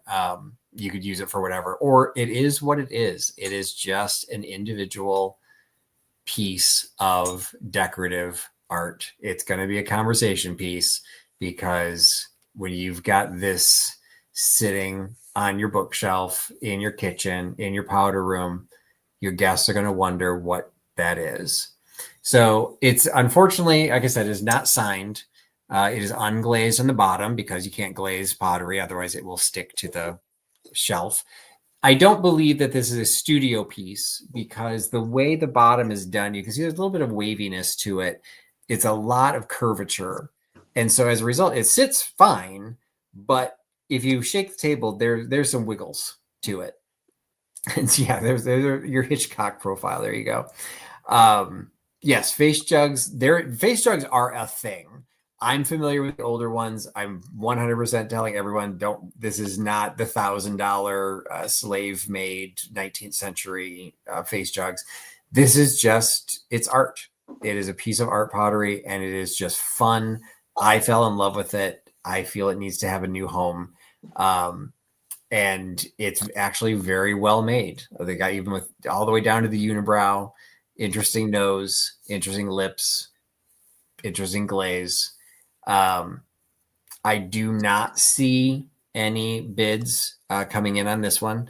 So I'm going to go ahead and pass that and jump to I was actually surprised. I was able to alternate between breakable and unbreakable throughout the evening. So that was my first breakable. Second, before the stop came in, there was a bid. All right, well, back to the face. So thank you, Jenny. Actually, Judy, you're right. That does kind of reminiscent of Mr. Potato Head. I hadn't seen that, and now I'm not going to be able to not see it. So anyway, Jenny does have an opening bid at 35, so I'm going to quickly count it down. 10, 9, 8, 7, 6, 5, 4, 3, 2, 1, and stop. So the face jug. Watch for the stop to come through, see if anyone was lurking in the background there. But then I'm going to move to my unbreakable lot. And because I finally got recipes, and people like when I had recipe books. So I'm doing a lot of 5 recipe books. I see the stop. So Jenny Mac picks up the face jug for 35. Thank you much. So the next one is a start of $10. This is, you get all 5 of these menus. So I'll do them really quick so you see what you're going to get. First one is the smaller Come to Our Barbecue. Second one is an alcohol. This is from Southern Comfort. How to make 44 favorite party drinks. So this is a Southern Comfort magazine from, I want to say that was from the 50s, if I remember correctly. You got a Caro cookery cookbook. You've got a party plans for food and games from Swift Premium Meat Power. I think that one was from the 50s or 60s based on the art. And then this is probably my favorite, The Bride's First Week in the Kitchen. Scott just sold all of those Miro baking. This is a Miro cookbook. This was not planned. I did not know he had all that Miro. He did not know that I had a Miro cookbook. So this is also an advertisement for promoting some of the things that they sell. So again, it's The Bride's First Week in the Kitchen, menus, recipes, market lists, and equipment guide for the bride from Laura Wilson, Miro home economics director. All the things you should have in your kitchen. So I think you should be getting that before you're a bride so you could register. But look at all the stuff that they have. So let's see, is the cookie press on here? There it is. There's the cookie press. And all the other fun Miro objects that you can buy. Is that a popcorn popper? So this one has a 5-digit zip code. So this is past 63. So it's probably 70s, based on her hair, maybe even into the 80s. The Swift Premium Meats, actually a pretty decent size. Got some color advertisements in this one. Butter-basted Swiss Premium Turkey Roasts. Franco Snack, Martha's Favorite Turkey Cocktail, Teen's Choice Little Pizzas. This one, 1966 is the copyright on that one. The Caro Cookery. Caro registered trademark of Caro. This has a 1-digit zip code. So this is prior to 1963, but after World War II. Tons of recipes in here for Caro corn syrup. The Barware ones are my favorite. I actually had a whole set of these. This was a duplicate, so the rest are sitting in my booth right now. And I think I put like $5 or $6 a piece on these. But you've got some great color artwork and some great recipes on their cocktails. And I think when I looked this one up, it actually, so this is actually promoting, and I'm sure some of you in the vintage world have seen these, the Steamboat Shot Glass Collection. The Gay Cocktail Steamboat Napkins. Again, it's a 2-digit zip code, so these are prior to 1963. But it was a co-promotion between Southern Comfort Corporation, which you see was right there, And I think where the glass was Libby, I think made the glasses. You could get the Long Island glass drink, the On the Rocks glass, the double old fashioned, the master measure glass, or the napkins. Doesn't say who made them, but if I remember correctly, I've seen them before. It's that gold with the teal colored blue in the glassware.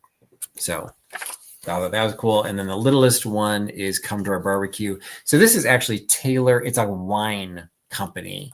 So it's a wine for every taste, every occasion. It's got all the different wines in the middle. Really did try and research to see the best when this one was released. Based on some of the art, I thought it was earlier, but some of the things with Taylor and some of this photographs, I'm thinking this might be 80s. Just based on the labels of some of the wine. The company changed ownership a couple of times, so it was hard to research this. But based on some of this, although those candlestick holders don't really look 80s. But anyway, the color scheme kind of does. You get all 5 books for the one price. I do see a couple bids, so I'm going to count them down. 10, 9, 8, 7, 6, 5, 4, 3, 2, 1, and stop.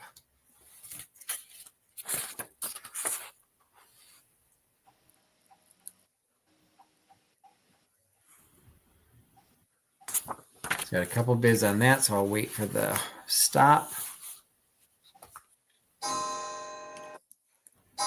Oh, Scott's telling us we're out of time.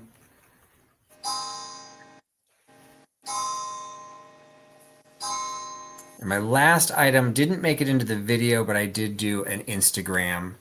So I see the stop. So Catherine Tate, thank you for picking up. She also picked up the candle holders. So thank you for picking these up for $16 as well. It'll make a nice lightweight shipment for you.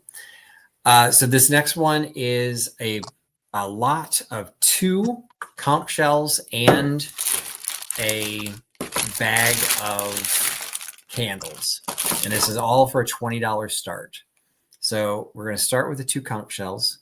You got some very good size to these. You know, if you go by world of conch shells, these are probably pretty old, but I don't know how you age a conch shell. It's not like they have rings or anything, but some beautiful coloration to these. There's a little bit of a chip out of the corner on this one. These are actual shells. Interestingly, they both have a split here. And I was asking Raj, who's the naturalist, to like, why would that be there? And he really didn't know. So that's just like a weak point that something cracked there, because you can see all these little ridges that come along here. So there would have been another ridge there. So he's like, maybe that was just a weak spot that makes a little bit of a crack. So just be aware that that has a little crack to it. But depending on how you put it out, the pretty color is what's on the inside. So you've got the beige on the outside, but that beautiful pink color is on the inside. So that's the smaller of the 2. And I say smaller, it is about 7 inches long. And then the larger got the same, a little bit paler color inside, but you kind of see the kind of hard to tell, but one is significantly longer than the other. So the bigger one doesn't have any of the chips along the edge, still has the different ridges, also is missing one ridge right there. So maybe that's one of the places where they have the, Nanner saying that's where they extract the meat, which would make sense, because to get it from in here, how would you actually reach it? That's fascinating. Thank you, Nanner. I would not have known that. And shockingly, neither did Raj. So I get to tell him something. But again, beautiful color inside. However you want to put them up, you got 2 beautiful, beautiful shells. But then the really weird addition to go on top of this is a bag of candles. So some of the candles, they're all sea creatures. They're all somehow seashell shaped or something. So you've got sea star candles. These are probably relatively contemporary. This one's even shrink wrapped, but it's another conch shell. You can see that there's a candle. So you got 1, 2, 3, 4. This one's got spiny, I think it's a spiny conch shell. For $5, this one looks like it has a broken arm. $6, $7, $8, a scallop. $9, and $10. So again, the shells themselves, or I'm sorry, the candles are probably contemporary because based on the shrink wrap, I don't think these are all that old. But I got them at the same time. All but the sea stars are individually wrapped. So you could even give them as gifts if you wanted to. So you get 10 of the candles, the big conch shell. Oh, and I said that was bigger. So it is about 9 inches long compared to the other one's about 7 inches long. So you get that one, and you can see it's also taller. So this one spike sticks up a little bit, but this is it's for whatever reason it's not showing as this is significantly larger than this one. It's just not looking that way when you see them. There you go. See a little bit bigger. I think I saw a price on it, so I'm going to go ahead and count it down. 10, 9, 8, 7, 6, 5, 4, 3, 2, 1, and stop. We actually have a couple beautiful shells in our living room that Raj got himself in when he was in the Marshall Islands. So these, there is a story where they came from. It involves his ex-boyfriend. So that's why I'm selling them. Anyway, we don't need to get into that, but let's get into that. That's why I'm suddenly moving things around. I'm like, hey, what are these? And then he tells me who they were. I'm like, yep, I'm selling those. Mm-hmm. All right. Looks like Nanner is picking up the shells for $24. That was my third item. And it's back to you, Scott. Well, it's 11:06. That's it. Oh, but you should get one more round. One more item. I have already changed it. Oh, you're in your jammies. I'm already in my sleeping suit. That's it. We're done. We're done. This is long. I don't normally go 3 hours. This is a long time. I'm telling you what. And for somebody who normally fades at about 10:05. Yeah. And I was up early this morning and I did not take a nap, but I don't know. But I don't know. Now that I'm in my sleeping suit, I've got a little energy. You got some energy. You're ready for Christmas in that thing. I'm ready. Wait, are those like reindeer antlers hanging down your back? What's that? What's the hood? It does reindeer antlers. Too funny. Oh well, that's what they get for see. Anyone who tuned out early they missed the thrill. They missed out on the reindeer onesie. They missed the thrill. Well, listen, I am certain that I do not speak. Well, no, I am certain that I speak for Patrick when he and I wish every one of you a lovely Thanksgiving, no matter what you're doing on Thursday. Patrick, happy Thanksgiving to you. And you as well, sir. Everyone. And we thank you so much for being here with us tonight and keeping the doors open late as we shopped late tonight. Patrick, what you want to say? Just an email. Catherine, if you want to send me an email when you send me your thing, we can talk about the cocktail set. So that's fine. Oh, you have to do the cocktail set? I'm not going to waste. She's just offering to buy it. So we'll work out a price separately. So it's fine. I'm just answering her question before we sign off. She can send me an email on that. Okay. But I know I appreciate everyone spending their week. This is a very busy week for almost everybody. People are taking time off of work because they're traveling. They're doing, decorating the house for Christmas or for the holidays. That's what I'm hoping to do this week as well. So I do appreciate everyone giving us your time tonight, and particularly for the longer time slot. You guys stuck with us. We still had over 200 people joining us right up there toward the end. And we do appreciate that you give us their time. And hey, there are tons of people saying they were just lurkers or there's no not everybody's going to buy everything. We are happy to have all the chat. We're happy to have all the information. I now know why there's a slot in these conch cells. Yeah, that's where they get the meat. We all learn stuff here. So, and I appreciate once again to you, Scott, letting me be on your channel and participating in these sales. Thank you, Patrick. wish you a happy Thanksgiving, and I'll say good night. And good night to everyone. Good Bye, night, everybody. everyone. Good night, everyone. So long, folks. Bye. That's it.